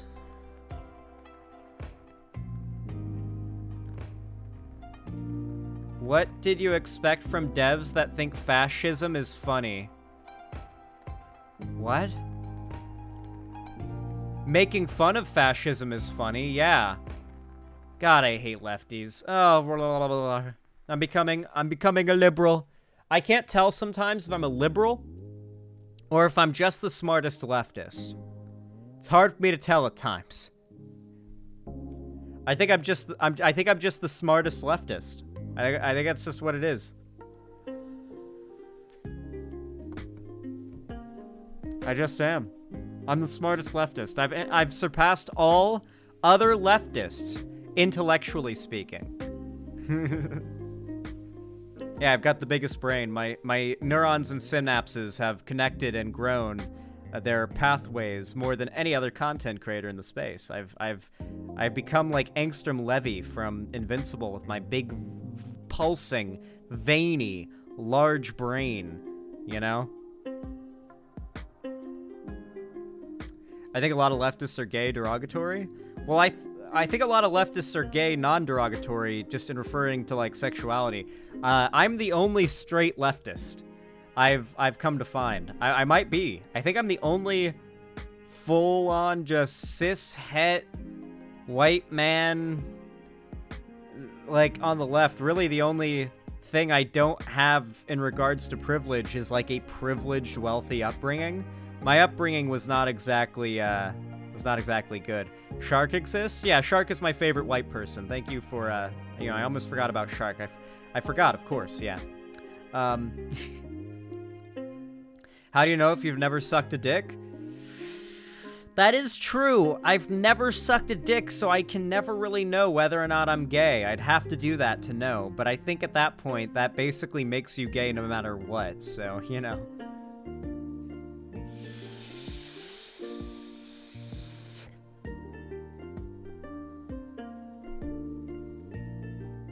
Listen, one thing you'll always be able to come to me over Vosh for, guaranteed, is media takes, alright? Vosh would have never have found or watched From, okay? Or recommended it to you all and got you to watch it in a watch party. I have. I will continue to find hidden gems of media and get you guys on that shit, I promise you. And that is something that Vosh cannot do. He's got them stinky media takes. Vosh thinks Minecraft is a bad game. Well, it is for, like, literally every other reason than why Vosh says it is, you know? Like, Vosh just has not played enough Minecraft to know what Minecraft's fundamental problems are as a game and in terms of its development. Vosh's problems with Minecraft are that, and I quote, it's an infinity game. I think this is one of Vosh's dumbest criticisms. I kind of get where he's coming from, but it is objectively the most subjective thing that you can possibly argue about in regards to a game, and that is whether or not you prefer games that are for your money, or no money at all if you're talking about a live service free-to-play game, are going to give you the most hours of entertainment possible. So you might look at a game like Cyberpunk or The Witcher and think, that's the game I want to get. It's going to give me a lot of hours of enjoyment of a game for my money. And I like playing video games. I want to fill as much of my free time as possible with playing video games I like. But then there are people who have much more limited time, or they just want to get through as many different video game novel experiences as possible and just get on to the next game, onto the next game, onto the next game, and have as many game completions under their belt as possible. And so getting into a game like Fortnite, Minecraft, etc., any Infinity live service type game, or a game that just doesn't have an ending that you can play forever, some people just don't like those games because they feel like the time playing it is time wasted, that they could be making progress towards completing another game. That is the type of person Vosh seems to be. Meanwhile, while I have a little bit of that in me, I do love the idea of a very long-term dedication to a game. For example, Helldivers 2.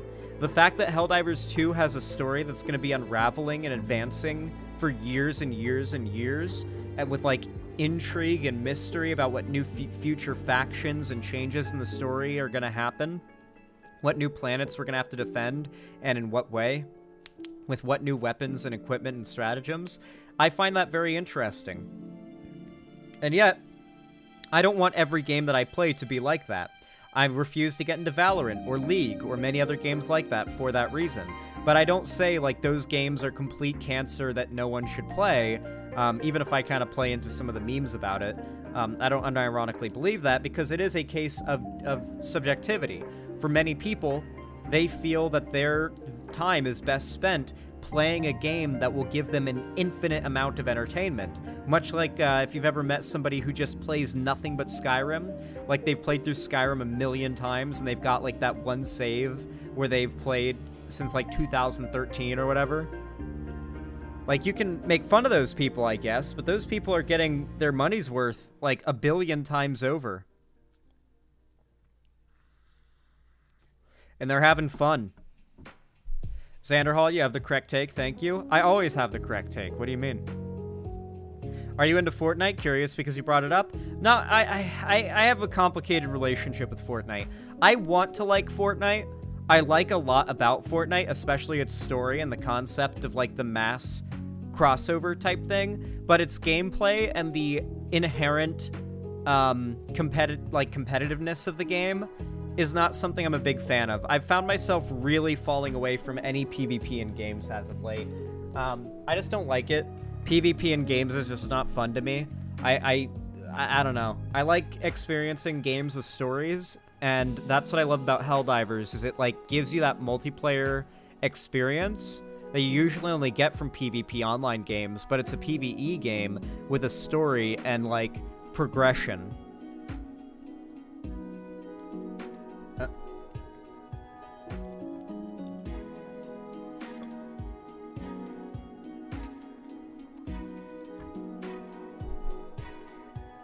Yeah, Fortnite's a very varied game. It's not just Fortnite Battle Royale. You gotta be specific too when you're referring to what do you think of Fortnite? Like, for example, Fortnite Lego goes hard as fuck.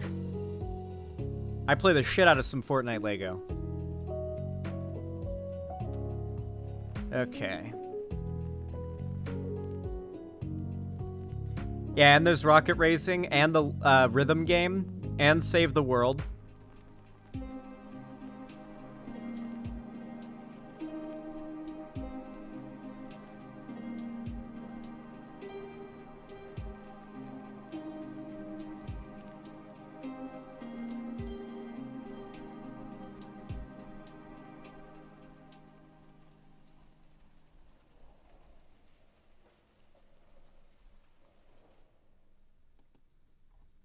Just getting all the links open for this one.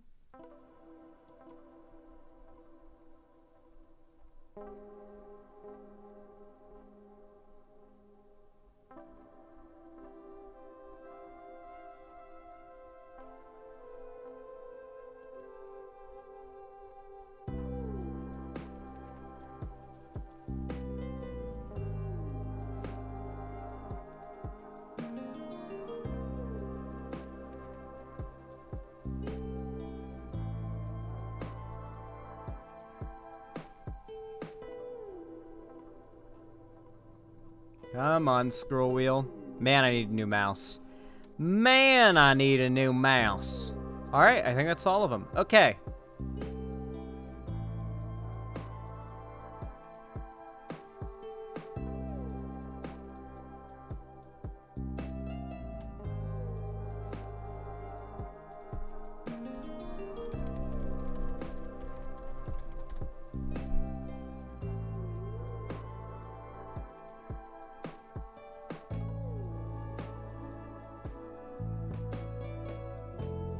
All right, everybody.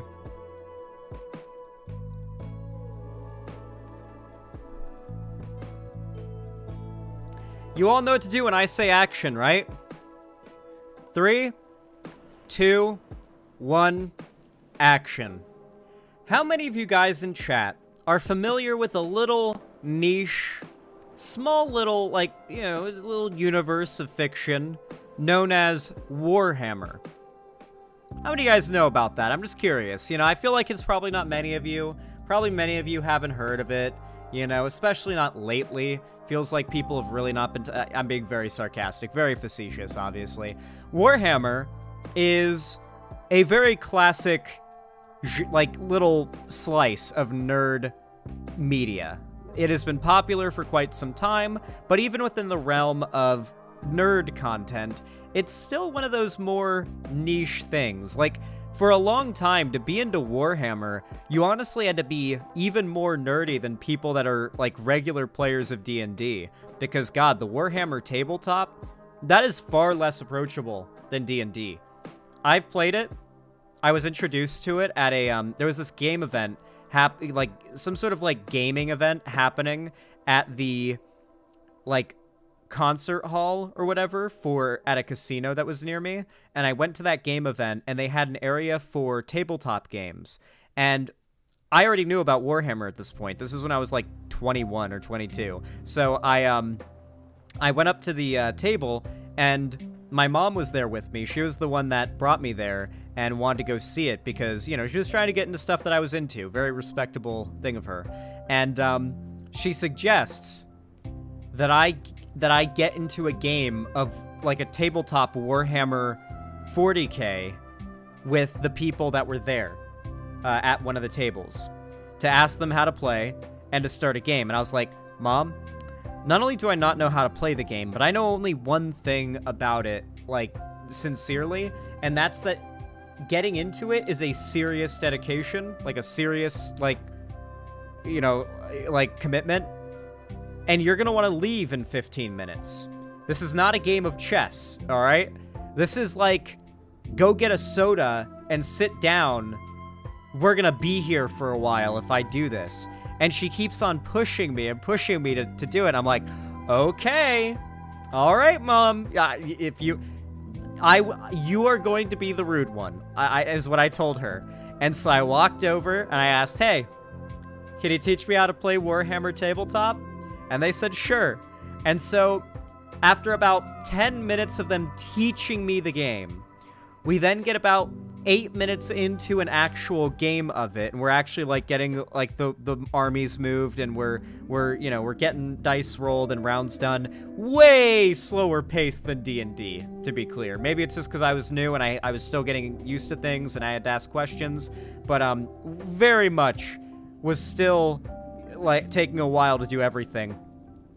The battle barely starts. I've got, like, 2 other people controlling 2 other armies and someone who is there acting as, like, someone teaching people and acting as, like, almost like a game master, all standing there, all really excited because we finally have a full group together. My mom comes back from what she went off to go do, assuming that the game would be over after she, like, went off to go get, like, a burger and a drink and come back. I told her, Mom, this is gonna take all day. I told her, like, 5 times, you don't know what you're getting me into here. And she comes in and is like, all right, are you ready to go? You about done? And what the guy there, not even me, before I can even respond, the guy across from me says, we just started.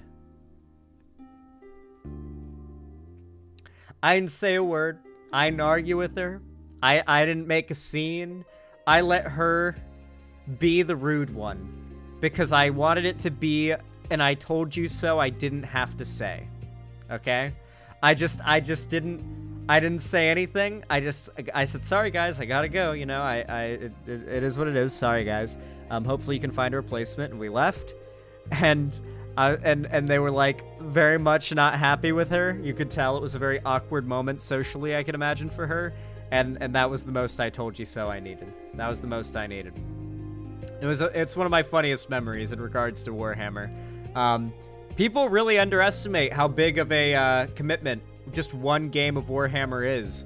And I think that story is a pretty great example of how much people underestimate how hardcore of an interest it is. Like, I kind of feel like in the realm of nerd stuff, if you were to compare nerd stuff to drugs, Warhammer is full-on black tar heroin. Just outright. Like, Lord of the Rings is weed. No, Star Wars is weed. Lord of the Rings is like... Lord of the Rings is like DMT or some like... Or LSD or something. While Warhammer is full-on just black tar heroin. Just the destroy your fucking life, just insta-kill you or whatever. Yeah, that plastic explosive crack. I don't know. Anyway, Warhammer for a very long time, very unapproachable, okay? It had an awesome aesthetic, awesome ideas, but, like, it was very unapproachable, and those that were into it were so into it, and it's such a vast depth of stories and characters and civilizations and such a massive time scale that when you ask somebody who likes Warhammer to tell you about Warhammer, you're going to be rolling your eyes like, why did I even ask? Within 5 minutes. Probably way sooner, because it's just so much, and people who are into it are so into it, they go on about it forever, and they can't moderate themselves. They can't just, like, answer a simple question, because frankly, there aren't simple answers to those questions. The world of Warhammer is just so deep, intricate, and in some cases convoluted, that there aren't simple answers to, like, simple questions.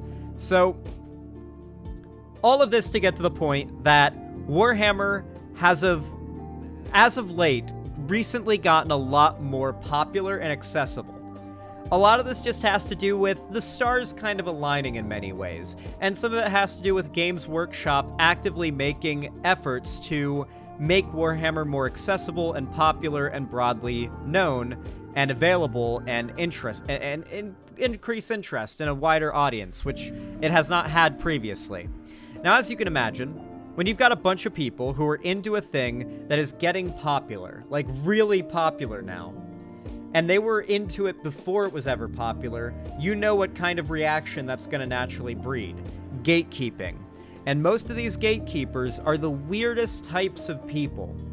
You see, initially, the Imperium of Man, the sort of headlining faction of Warhammer 40k, was explicitly written by the creator of Warhammer to be a satire of the hyper-macho, like, space marine, war forever, death and glory culture.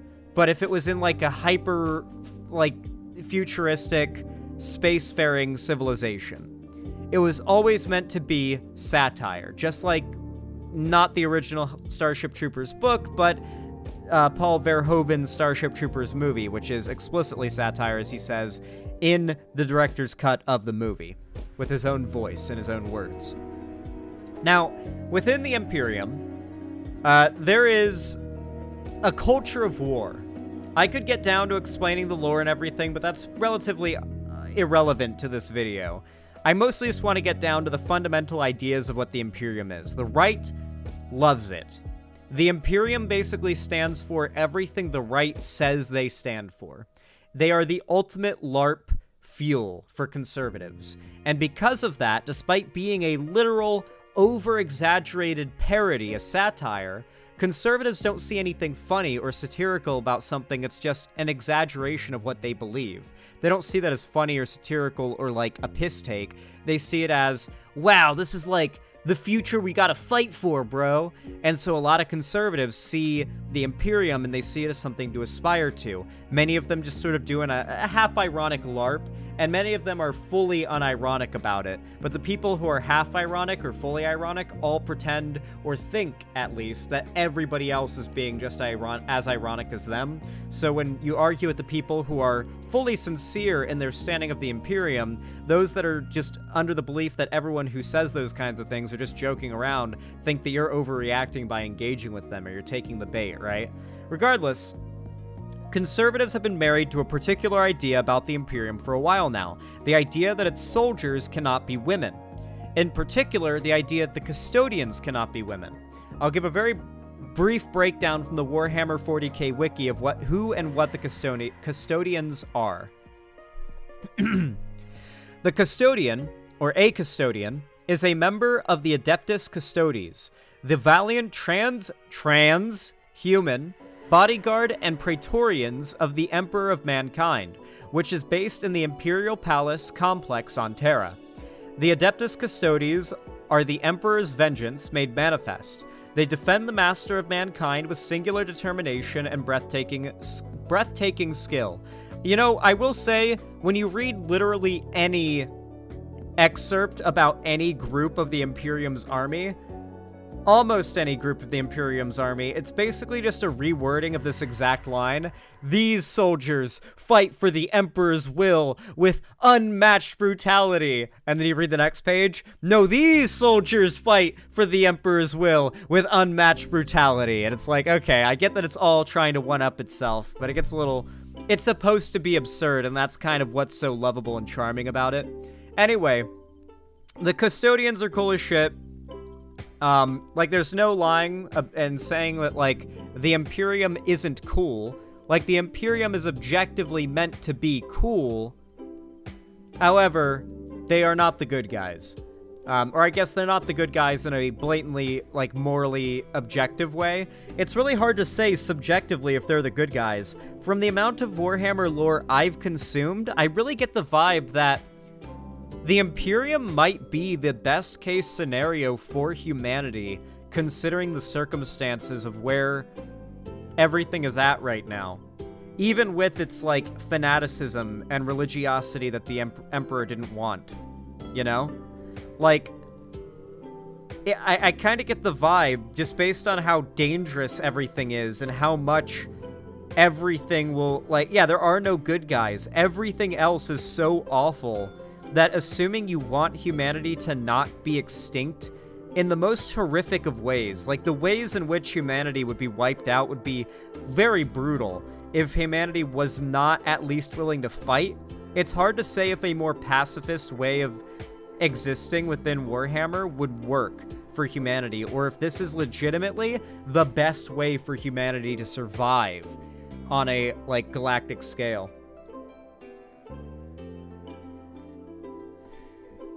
There are no good guys in the grimdark future or space. Yeah, I mean, there are objectively no good guys, but my point is, if you're going to root for one side or the other, or have, like, a side that you stand for in the story of the universe, who's it gonna be? I'm going to side with humanity almost by a default if everybody else is just as bad, you know? Honestly, just because of the Tyranids, it's probably the only way to survive. Yeah, like, there are evil bugs that will just, like, burrow into you and just eat you from the inside out and mind control you. And there are fucking demons that will possess you and transform your body into horrific mutations. There are, like, just the worst things that happen in the Warhammer universe to people. Like, in the trillions a day or whatever, there's, like, trillions of like, people being killed in the most horrific ways. Or, no. The worst aren't even the people being killed in the Warhammer universe. I don't even have to name any specific stories. The people being kept alive in the Warhammer universe have it the worst. Emphasis on the wording, kept alive. Those are the people who have it the absolute fucking worst in that universe. It is not a happy universe to be in. It is not one you want for humanity. But in the grand scheme of that setting, I think the main failure of Warhammer's satire is that you could argue the way the Imperium does everything is the most effective way to keep humanity from going extinct.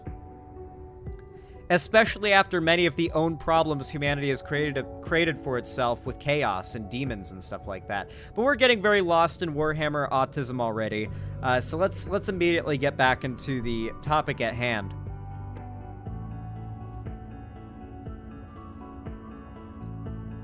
You see, Chud Warhammer fans, or Chudhammer as they call themselves, they call themselves this, have been very ironclad and their desire to fight against any claim that there should be female space marines or women fighting in the Imperium's forces. And recently, The Warhammer official Twitter account confirmed with what I guess they're all calling a retcon, but there's evidence to suggest that it's technically not, something that has made them all very upset. Since the first of the 10,000 were created, there have always been female custodians. Iron Patriot replies, "Since when? Show your work." And this is coming from a custodian player. The official Warhammer account. Never once in any of the codexes did it say that. Now, if you're talking about Sister of Silence, sure, but that's not custodes. It's so weird, because there are women in the Imperium, but it's like weird.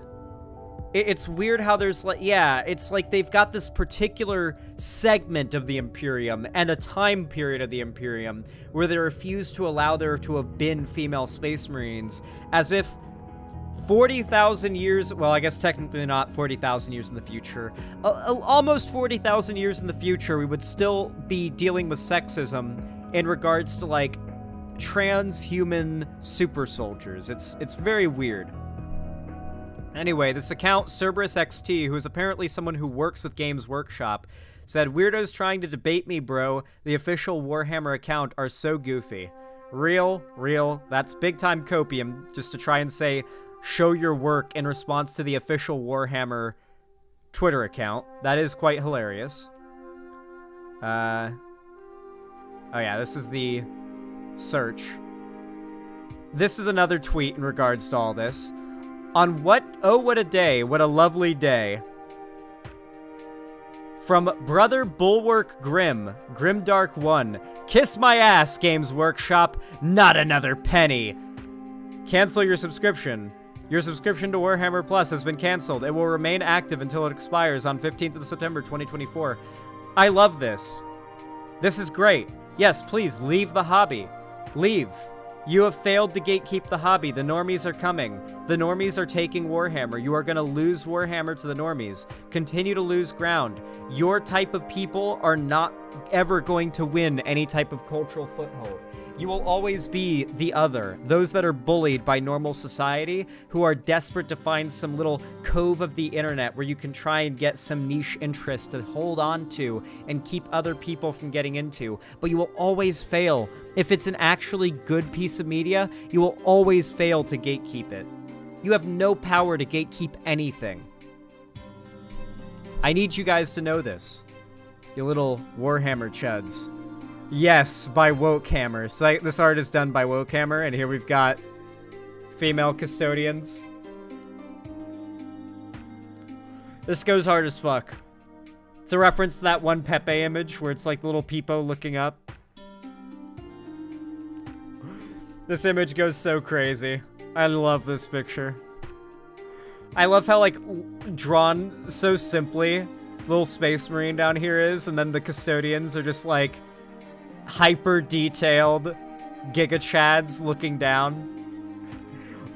Like 4 fingers for DEI hammer. Oh no. Diversity hammer, 40k. For the curious, this is the only reason female custodians didn't exist until now. This is apparently from like some high-ranking person at Games Workshop. Some of us had this discussion behind the scenes since lore-wise there was no reason why it wouldn't be possible to have female custodians. It came down to a former IP overlord saying, no, because the minis are finished and they're all male. Literally the only reason why there has not been explicit female custodians in the lore is because the minis were made all male just out of laziness, and they didn't want to produce more minis for the custodians with a female variant. It was literally because they were lazy with merch. And the right is so desperate to keep any form of representation they can prevent out of the media they're into, that they've had to latch on to this one nothing issue and make it something that's such a big deal to them, they'll melt down and abandon Warhammer as a hobby over, you know? Yeah, it's too hard to make minis with boob. True. Too hard to make minis with boob. They haven't seen any titties before with their own eyes, so how are they going to model them, you know? Femstodes confirmed and long-coming Codex Custodes. Well, GW could have just said they didn't want my money. It would have been less direct of a fuck you. They're so mad. They're so mad. Asmogan, YouTube streamer, content creator, miniature painter, and dork king. Well, now you're a dork queen. The Templin Institute quote tweets the guy and says, wow, a lore purist who doesn't care about lore. Tourists just don't like to admit that 40k has an unbreakable canon that they must adhere to at all times. Yeah, so for those that don't know, the term that these people usually refer to, like, normies getting into the hobby with is tourist. They refer to them as tourists. It's a really bizarre phrase, as if, like, I care if they think I'm a real Warhammer fan, or if anybody thinks they're a real Warhammer fan. It's like this very terminally online, never touched a vagina before insult, because it's based in something that the person who is being insulted would not ever be insulted by being called, right? Like, why would a normie be insulted by being called a tourist to a hobby they're getting into? It just makes no sense. It kind of reminds me of when lolicons would tell me I haven't seen enough anime to know that lolly isn't pedophilia. And it's like, yeah, man, you've epically insulted me by telling me I've not seen any. I'm a fake anime fan. Yeah, I'm so owned right now. Holy shit, how will I ever recover? I've been called out as a fake anime fan. Oh shit. This guy says, Ladies and gentlemen, we won news. As of today, Chudhammer has won again. While the war for the gates to be kept is far from over, ... and they go on to say that they've won. And then this guy quote tweets it saying, ladies and gentlemen of Chudhammer, we won. The gate has held. And then this person quote tweets them saying, really? You held the gate. Looks at female custodies. Right. Yeah, these people are already huffing the copium big time. People are already doing their art of female custodies. We love to see it. We love to see the female custodies art. Looking good. This is a really nice piece here, done by Kia. K_Arenga_A on Twitter. Cool art. Go follow if you like it. Said, my little cherubs, you don't need to argue with some guy bunch of numbers who made their account just to culture war argue with strangers. It's actually more fun to drop a one-liner and block them forever. That is what I do. If you think that's losing an argument on the internet, then you need to go touch grass if you think that losing an argument on the internet with a random Twitter loser matters at all. If people thinking that means that is losing an argument matters to you, then you've lost the argument. Anyway, we move on. These tweets are getting more and more hilarious by the day. Indeed they are. They age like milk. They age like milk. As a fan of Warhammer 40k since 2009, with my mother and stepfather getting me Assault on Black Reach, regarding the news of female custodies being canon, well, it's your own fault if you're upset, Lamau. Well, confirmation is in. There will be one final Warhammer-themed post on this account sometime after stream. It will be my last mention of the franchise. Don't expect it to be a good one. Rebranding begins immediately after. This guy's mad about the female custodians. For the unaware, female shield captain mentioned in this screen cap. It's unambiguous now. They snuck in female custodies despite the lore being against it, like it was always a thing. Female custodies are a thing? Nope, not canon. Source, I decree it so since Warhammer has decades of lore predating this retcon, therefore I can ignore it. So their copium is, I am going to ignore the lore they don't agree with politically. These guys aren't the snowflakes, apparently? Apparently we're the snowflakes and not these guys. The people who, to enjoy a piece of media, have to actively pretend like certain pieces of lore don't exist, because if it does exist, it breaks their worldview around that piece of media. It really is just hilariously ironic. This is what they do with real life, too, by the way. They just pretend and ignore anything that doesn't match their worldview in the real world, not just in fake media. This guy says, yeah, I'm doing this too. Yeah, a lot of people in, like, the Chudhammer sphere are already coping But this is just a massive W for the left because, you know, right-wing Chud Warhammer fans are taking a massive L here, and I feel like it's the perfect opportunity to make fun of them. Frankly, I'm curious what you guys think down below in the comments. I know quite a few Warhammer fans watch my content and might have a lot to say, so I'm curious to read your comments. So comment down below, like the video if you enjoyed it, really helps a lot and means a lot to me. It really, really does. And hey, even consider subscribing and ring the bell icon to turn on all notifications so YouTube tells you when I go live or upload a new video. But yeah. Make sure to, you know, maybe donate to me if you want to support me financially. YouTube, Twitch, Streamlabs, Stream Elements, and Patreon. You can also buy merch, the link down below in the description. And finally, don't forget to join my Discord if you haven't already. I really appreciate you guys, all of you who joined my Discord. It really means a lot. I hope to see you there. Thank you for watching. Alrighty. That was a beefy segment. Watch party tonight indeed. Yes, we are doing a watch party tonight. Reminder, we are continuing from tonight.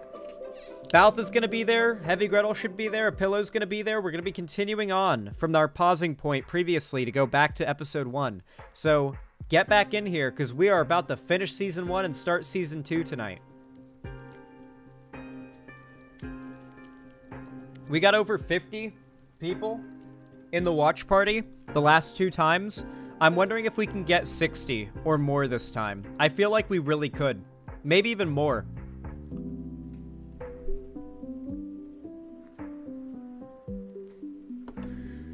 PepperT21, thank you so much for the $5. I really appreciate that. Very kind of you. Very base, as I was thinking of making my own war game in my fantasy setting, so hopefully that's Pog. Anyway, if I do it, I expect you chatters to support your Empress. Absolutely, PepperT21. I would absolutely send some support your way.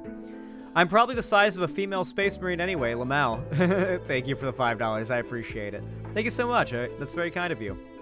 And PepperT21, thank you so much for the 5 tier 1 gifted subs. Very based and pog of you. Thank you for the $25 dues. Said, gifted to Teeth Stealer, Circa 111, I hope they appreciate it. Terrell, hope they appreciate it. Ninja Knot 9000, hope Ninja Knot appreciates it. And Burboy, who I also hope appreciates it.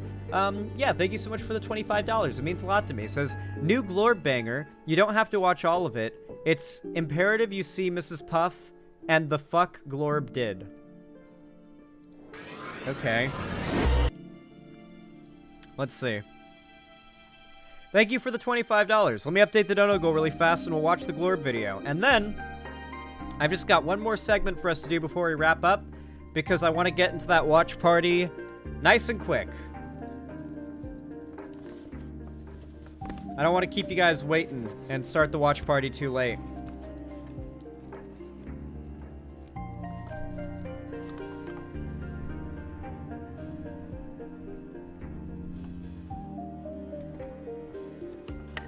Consulting the scroll.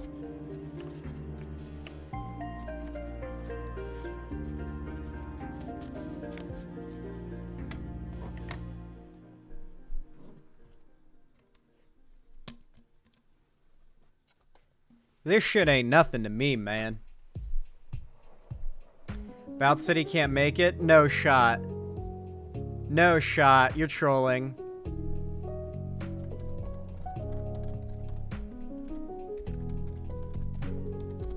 Wait, what? No shot. You're trolling, right, Heavy Gretel? When did Balth say that? When did Balth say that? We're continuing without Balth. If Balth doesn't show up, we're just doing the watch party without Balth.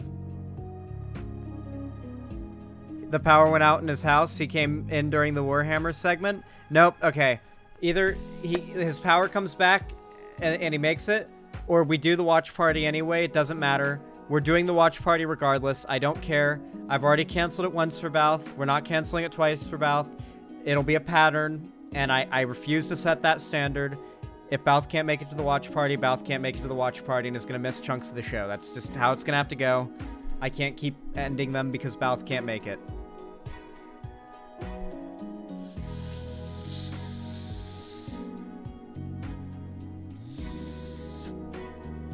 Shit, that really sucks. No, it's all good. We're doing the watch party anyway. It'll be fine. Balth will probably get their internet or power back. Power is currently out. Estimated time for it back is 9 p.m. I'm pissed.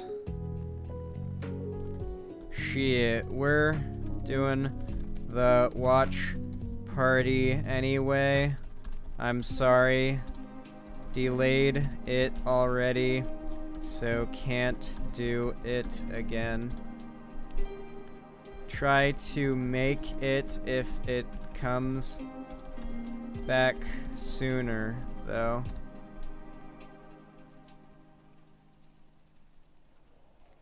That's rough. But I cannot continue to delay these watch parties because I keep promising them to you guys and then having to cancel last minute. So, we do it anyway.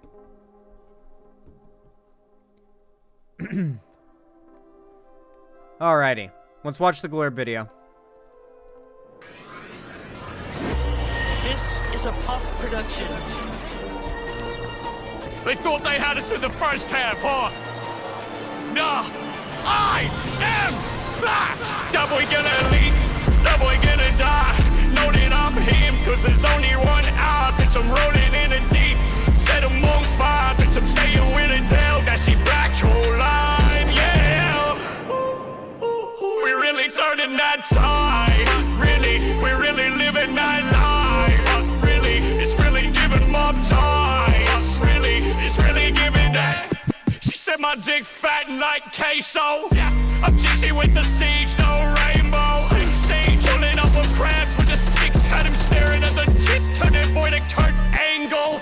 Underwater, under pressure, under pain. Up in daughters in my quarters, eating Declan's mayonnaise. If the puffy getting bloody, then I'm fucking on her face. Now I'm feeling like a vampire. Fuck, I miss the rage. Yeah. They never had it like me, like me. They never really liked me, like me. I'm staying with the shiesty, mashed up pussy. Thought I left off the dang wham bang bro. Walking to the open in the Clans casino. They got the strippers, baby. Bring a couple Cinos. When the opposition, I'ma touch them like a pedo. Fuck up Ryan, pick 'em.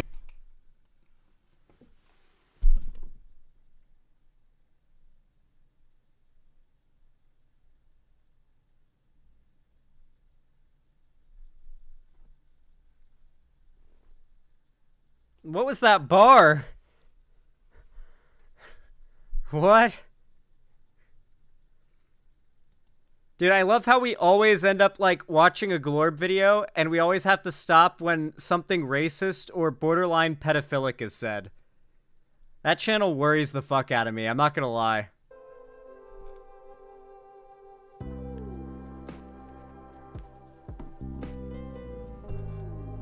That's not even the first time. Like, yeah, I'm edgy, pedophilia. That's not funny. I'm sorry, it's just not. Speaking of video game, I got a funny video game meme song. What's this? Fortnite Battle Pass. I just shit out my ass. Booted on my PC. Cause I need meat To get that Fortnite Battle Pass. Fortnite Battle Pass. You know what this is based on, right? The PopCat meme. There's a really good version of it. Hold on.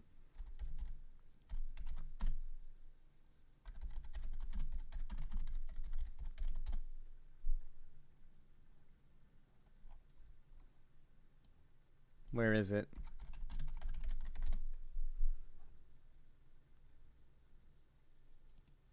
There once was a ship that put to sea, and the name of that ship was the Billy o' Tea. The winds blew hard about it down, blow me bully boys blow. Soon may the wellerman come to bring us sugar and tea and rum. One day when the tonguing is done, we'll take our leave and go. She had not been 2 weeks from shore when down on her a right whale bore. The captain called all hands and swore he'd take that whale in tow. Soon may the wellerman come to bring us sugar and tea and rum. One day when the tonguing is done, we'll take our leave and go. I think that's what it's based on. It's a classic meme. It's a classic meme from 3 years ago. It's like 1 trillion years in internet time. Alright, everyone. It's time to get into our next segmentarino. Our last segmentarino before we do the watch party, my friends. Grah.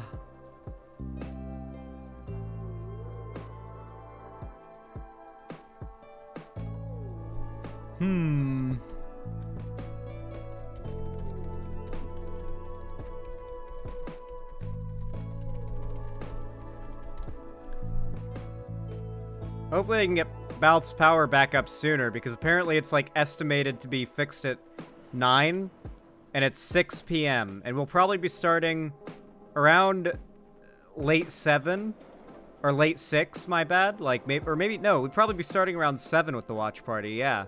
It's like early 6, so we'll probably be starting around 7. So, there's a chance that they can get it back up in the next hour or so, and Balth will be able to make it. Who else likes sea shanties? It's like half my music taste, to be completely honest with you. It is a possibly unhealthy amount of my music taste, to be quite honest with you. Anyway, let's get into the last segmentarino for the day. Blah, blah, blah, blah, blah, blah, blah, blah, blah, blah, blah. We got a watch party to do, my friends. We gotta go get spooked by white people jump scares. We gotta get out of this place. If it's the last thing we ever do. We gotta get out of this place, chat. We gotta continue the show. We gotta find out if they get out. There is a season 3 coming soon. I hope that doesn't maybe spoil whether or not they get out anytime soon. Anyway. You all know what to do when I say action, right? 3, 2, 1... action. All right, everybody. I've got some news that is going to make you guys giggle and smile with joy, because regardless of how Donald Trump may be slithering his way out of his current court cases potentially, this is something that he can't really slither out of. This is just him taking a colossal L. Donald Trump crashes out of the Bloomberg rich list due to his meme stock nosediving. This is from Business Insider, by the way. Donald Trump has crashed out of the ranks of the world's 500 wealthiest people after the value of his meme stock nosedived. The former president has fallen off of the Bloomberg Billionaires Index as his net worth has dropped below the $5.8 billion required to make the cut. Forbes' rich list pegs Trump's total wealth at $4.8 billion right now, ranking him 659th in the world. Trump held a top 300 spot on Bloomberg's index only a few days ago, ahead of the likes of George Soros, Mark Cuban, Giorgio Armani, Reed Hastings, and Bernie Marcus. The wealth of the presumptive Republican presidential nominee surged this year due to his 78.75 million shares, or at least 58% stake in Trump Media and Technology Group, or TMTG, merged with Digital World Acquisition Corp, and began trading under the ticker DJT in late March. TMTG shares hit an intraday high of $79 on March 26th, valuing Trump's stake at close to $6.3 billion. But the stock has now plunged by 53% since then to about $37 per share at Monday's close, slashing the worth of Trump's position to about $2.9 billion, a $3.3 billion decline in 2 weeks. The initial buying frenzy also boosted the company's market capitalization to about $11 billion at its peak, making it more valuable than Paramount, Etsy, Hasbro, American Airlines, or Ralph Lauren. TMTG is now worth about $5.1 billion. That's still more than 1,200 times the $4.1 million of revenue it earned last year, which fueled a net loss of $58 million for Truth Social's parent company. Trump may be especially displeased with the plunging net worth he's been slapped with, as he's been slapped with a $454 million judgment in a New York fraud case, and had to pay a $175 million bond demand while he appealed the decision. Donald Trump is slowly having all of his funds just kind of like ticked away. Literally a couple years ago, he was sitting pretty in the $6 billion range, and now he's sitting kind of comparatively scary in the $3 billion range, you know? That is a scary amount of wealth to lose in 2 weeks. with a lot more money he needs to spend, and the Republican Party already in a state of absolute panic, having no fucking clue how they are going to raise enough money to pay for Donald Trump's campaign. Another one? Donald Trump's bond posting is in even more trouble. Oh man, it gets better. Trump is on trial. All along we've said it, that while there was no way to predict whether Donald Trump would come up with a bond in his fraud trial, the one thing we did know was that there was no way he would get away with posting an illegitimate bond. After all, Letitia James, the judge in the trial, and the judges in the trial aren't rubes. If Trump tried to pull a fast one, they'd sniff it out, and they'd act accordingly. Sure enough, Letitia James is already, or Letitia James, I don't know how it's pronounced. Is it Letitia or Letitia? Or Letitia or Letitia? I don't know how exactly it's pronounced. I always read it. Is already challenging the bond that Trump posted, asserting that the company isn't licensed to post bond in New York. Others have asserted that the company doesn't have enough cash to cover the bond. Now there's new trouble. This is a weirdly written article. I get it's like written in an almost like casual way, but I usually read articles written in this like regimented professional way, and I expect articles and things I read to be written that way, so I trip up when I expect them to say a thing a certain way and then they don't. I'm like, wait, what? Did I read that wrong? Did I read the last word wrong? And I stop and I reread the last word and I'm like, no, I read it right. Weird. The Daily Beast is reporting that the bond company is backed financially by another company in the Cayman Islands. This sets off all kinds of red flags for obvious reasons, and it gives James even more legal ammunition for challenging the bond. All of these shady stories about the bond company are largely being spun as, oh no, Trump is getting away with it all, by the media. But in reality, if you're rooting for Trump to not get away with it all, then the alleged shadiness of the bond is great news, because that means it can be rejected. If the bond were squeaky clean, Trump would be home free. But this is starting to look like the opposite, and if so, Trump will be right back on the hook for property seizures. Trump is on... Oh yeah, and then once again we get like they're asking for donations. Yeah, this is interesting. I mean, do you guys think that because the source of his bond pay is so shady, they'll just outright reject it? I'm curious. Let's see, is there any more further coverage about this?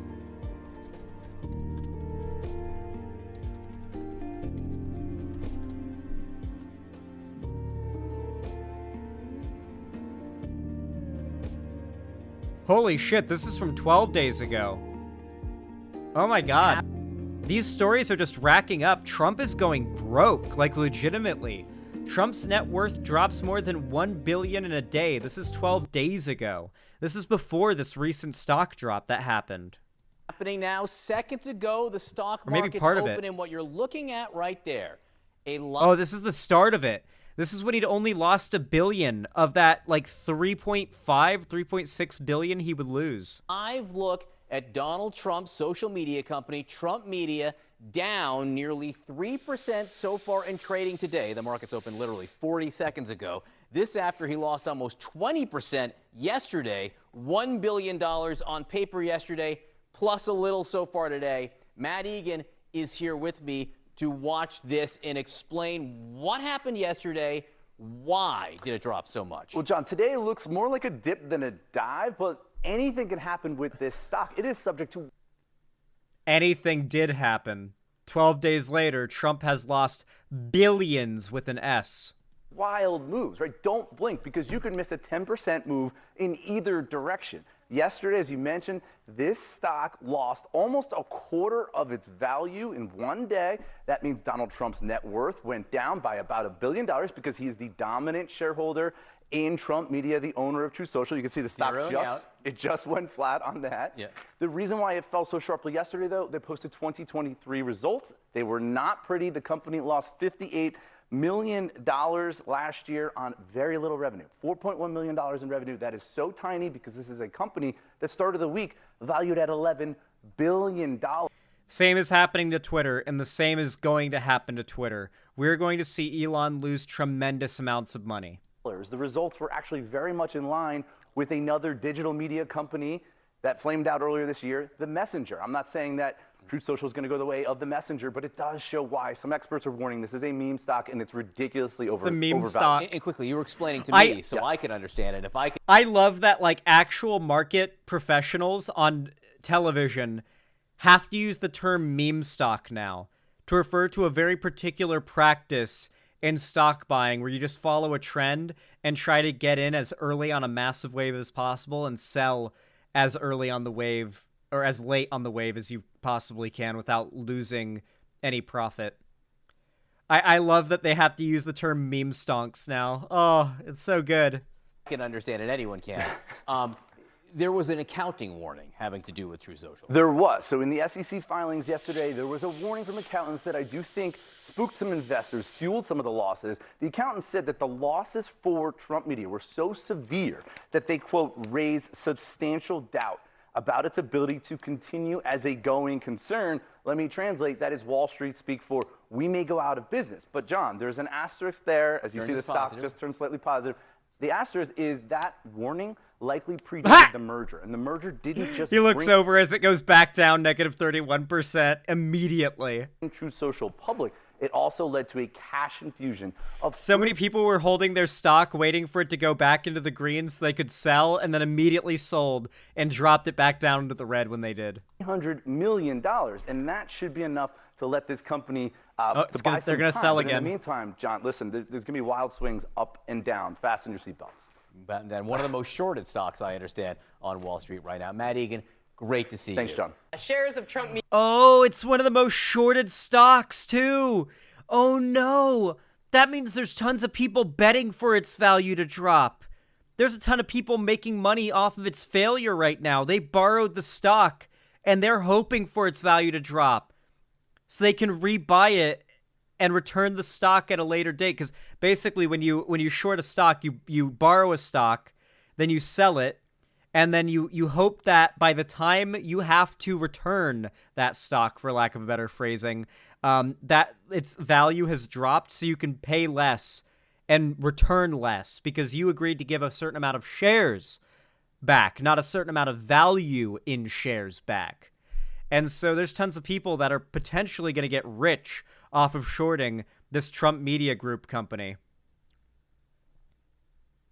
Yeah, you basically promised to buy it later, but the best way to describe it is like you're borrowing it. You know, you're borrowing it, and you're hoping to get that investment back later. But regardless, you're locking yourself into a contract where you have to buy it by a certain date. So if the stock is worth more, even by not that crazy amount of a percentage, it can be catastrophic for your finances, which is why shorting stocks is like one of the highest risk, highest rewards ways you can engage in the stock market. It's not recommended for the faint of heart or the shallow of pocket or the shallow of wallet.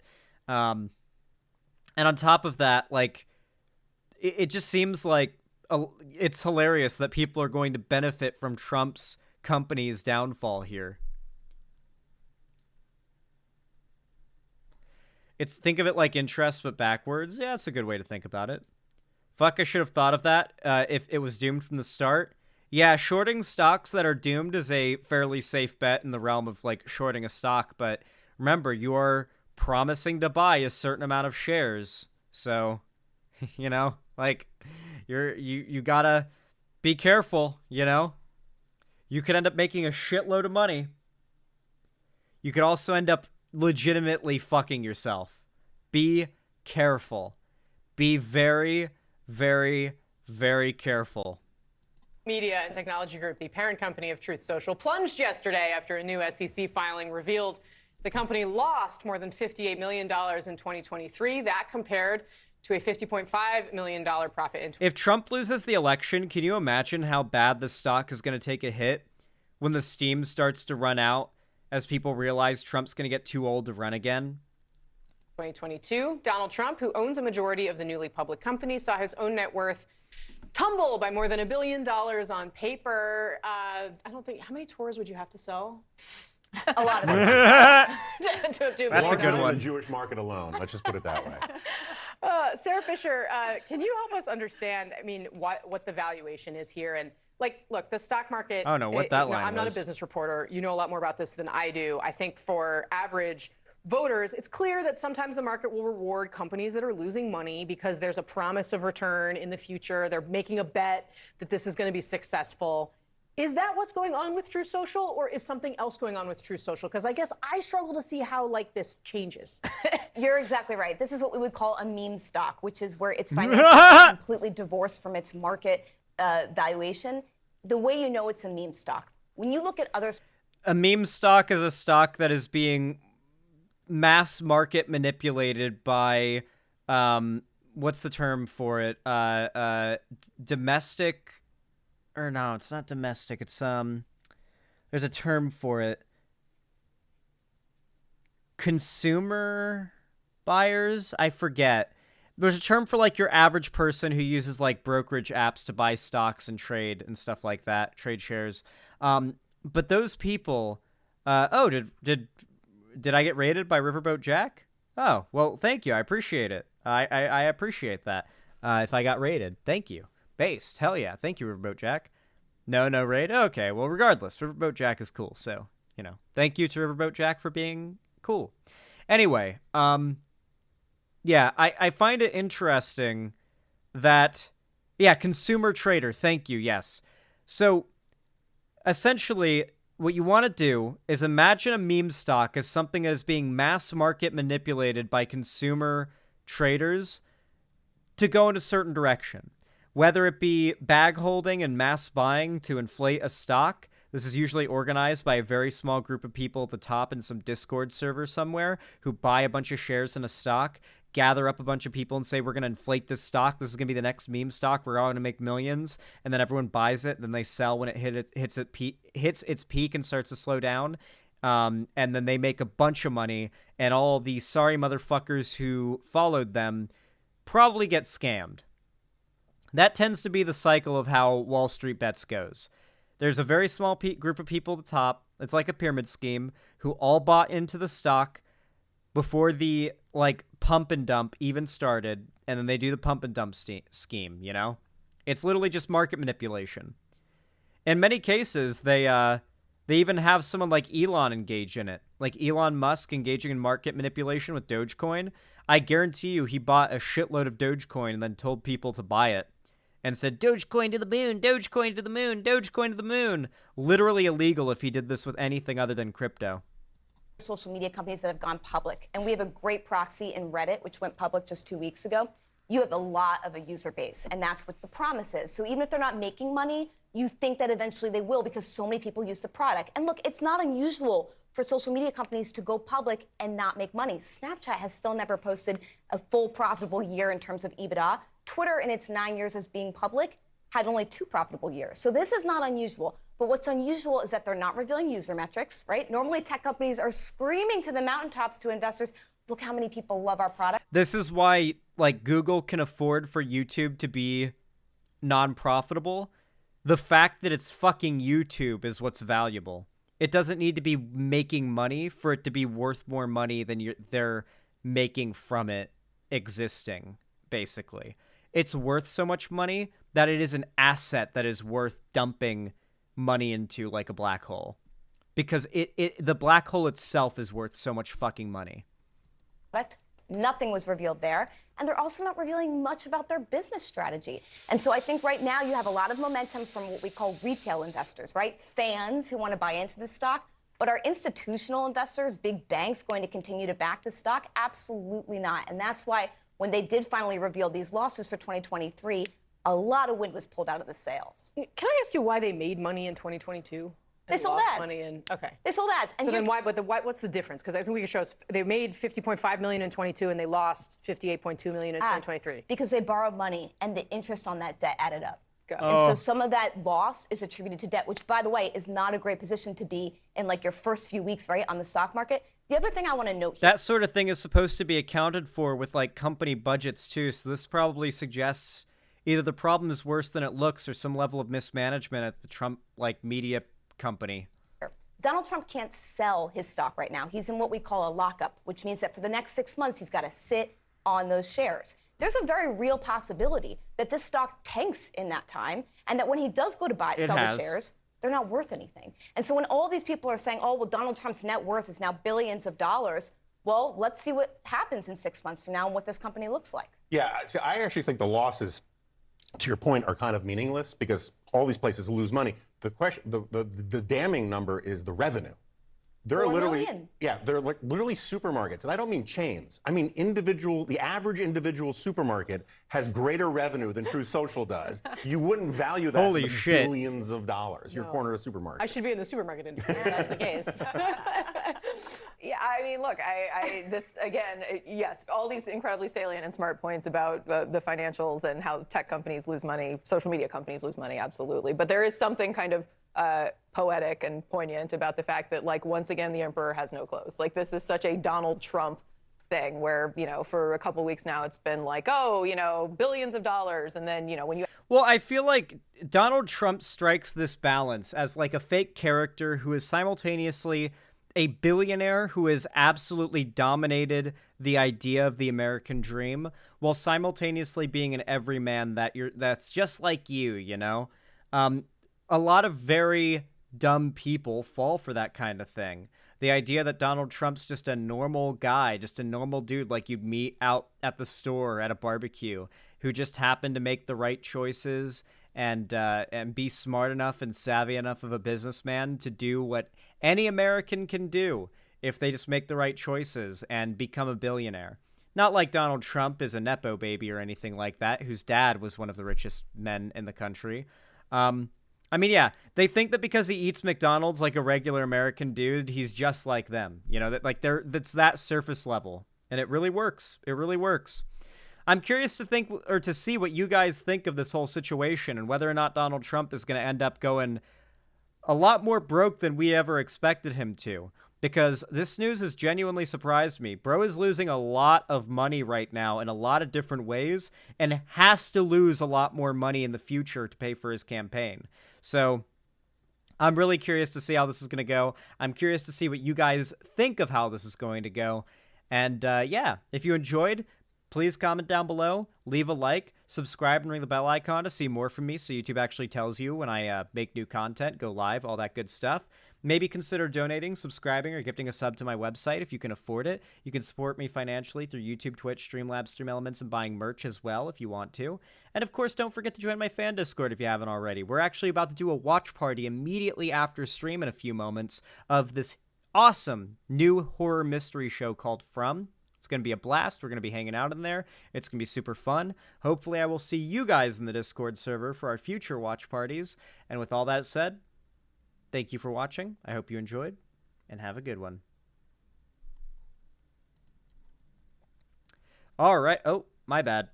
Alrighty. God, my nose. It's so tickled. All right. So before we do the watch party and I wrap up stream and all that good stuff, I want to make sure we get a lot of people there, you know? So we got, how many people we got watching right now? Oh my God, my nose. What the hell? We've got 261 people watching right now. I want to encourage you guys to come to the watch party. So, if you're not already in the Discord, please join. And as you do that, right now in the Xander's Theater section of my Discord, as you can see, there's a area all the way down under voice channels. There's like a stage area called Xander's Theater. You want to join that. I'm actually going to be starting the event right now.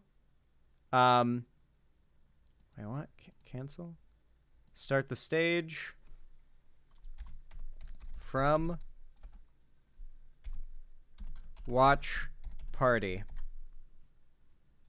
God, why is it so itchy today? Okay. Start the stage. Nice, nice. We've already got a good group of people in there. So now you guys can already start trickling in and just deafen and mute. Well, you guys don't even have to because no one can talk in there right now. But just go ahead and hop in there and be ready for the watch party to start. And as I do that, I'm going to once again show the trailer for the TV show From, the show that we're watching. I refuse to not show it before we do watch parties, because I need to sell this show to as many people as possible. It's so fucking good, and the more people that I get into it, the more fun it is to watch, like, with more people, you know?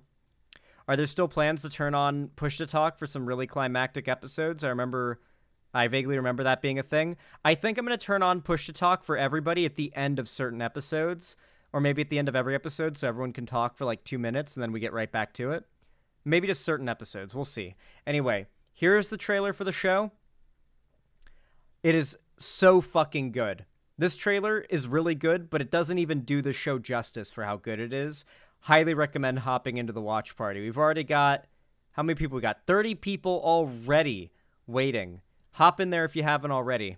It's going to be a blast. Let's watch this. Hey! Must have got knocked down in a storm or something. It's a pretty selective storm. What are they doing? Can we just leave, please? Jim! In this dirty old part of the city, Maybe we missed the sign for the highway. We didn't miss the sign. where the sun refused to shine. Can I help you? We got on a detour off the highway and cell service around here. Got your family with you?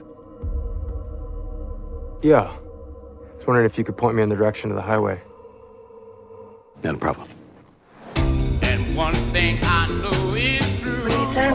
Stay on the road. You're dead before your time is Did we turn somewhere?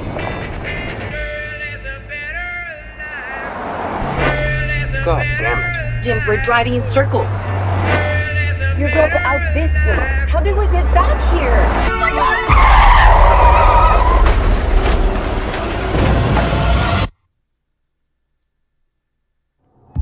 Everybody in there okay?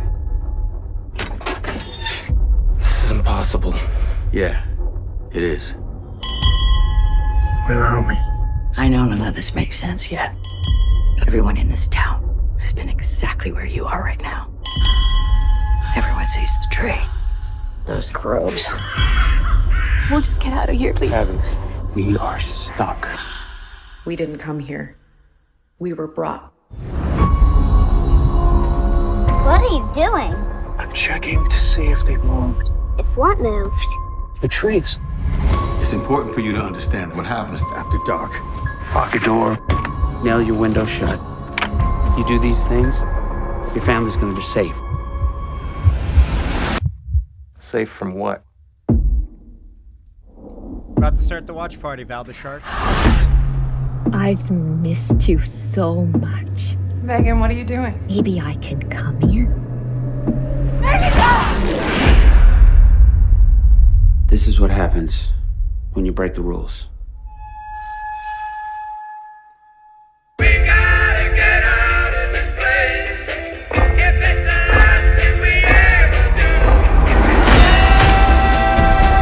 They're coming.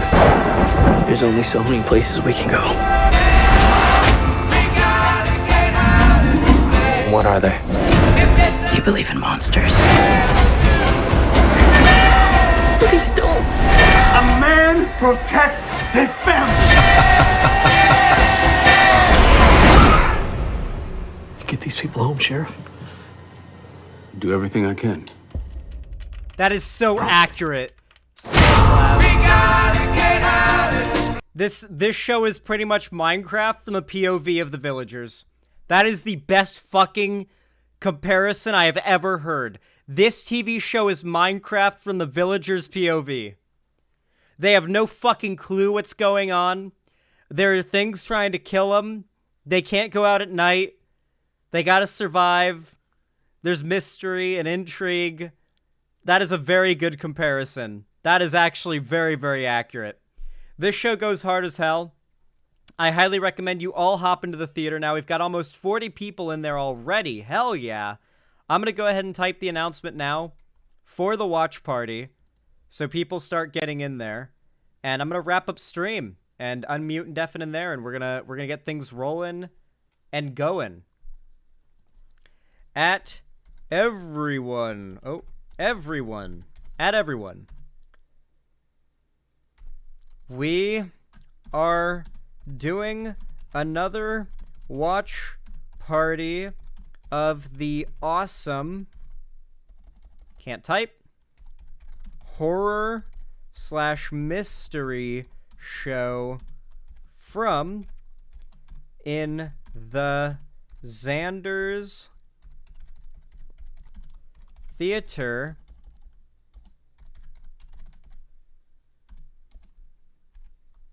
stage.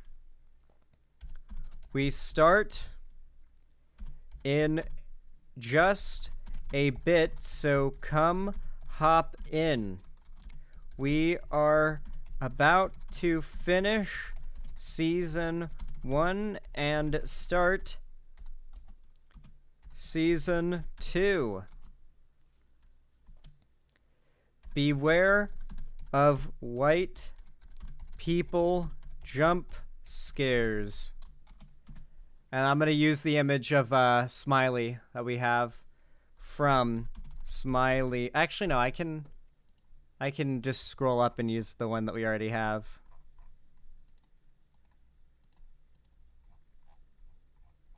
I love Smiley. We all love Smiley. Smiley's the GOAT.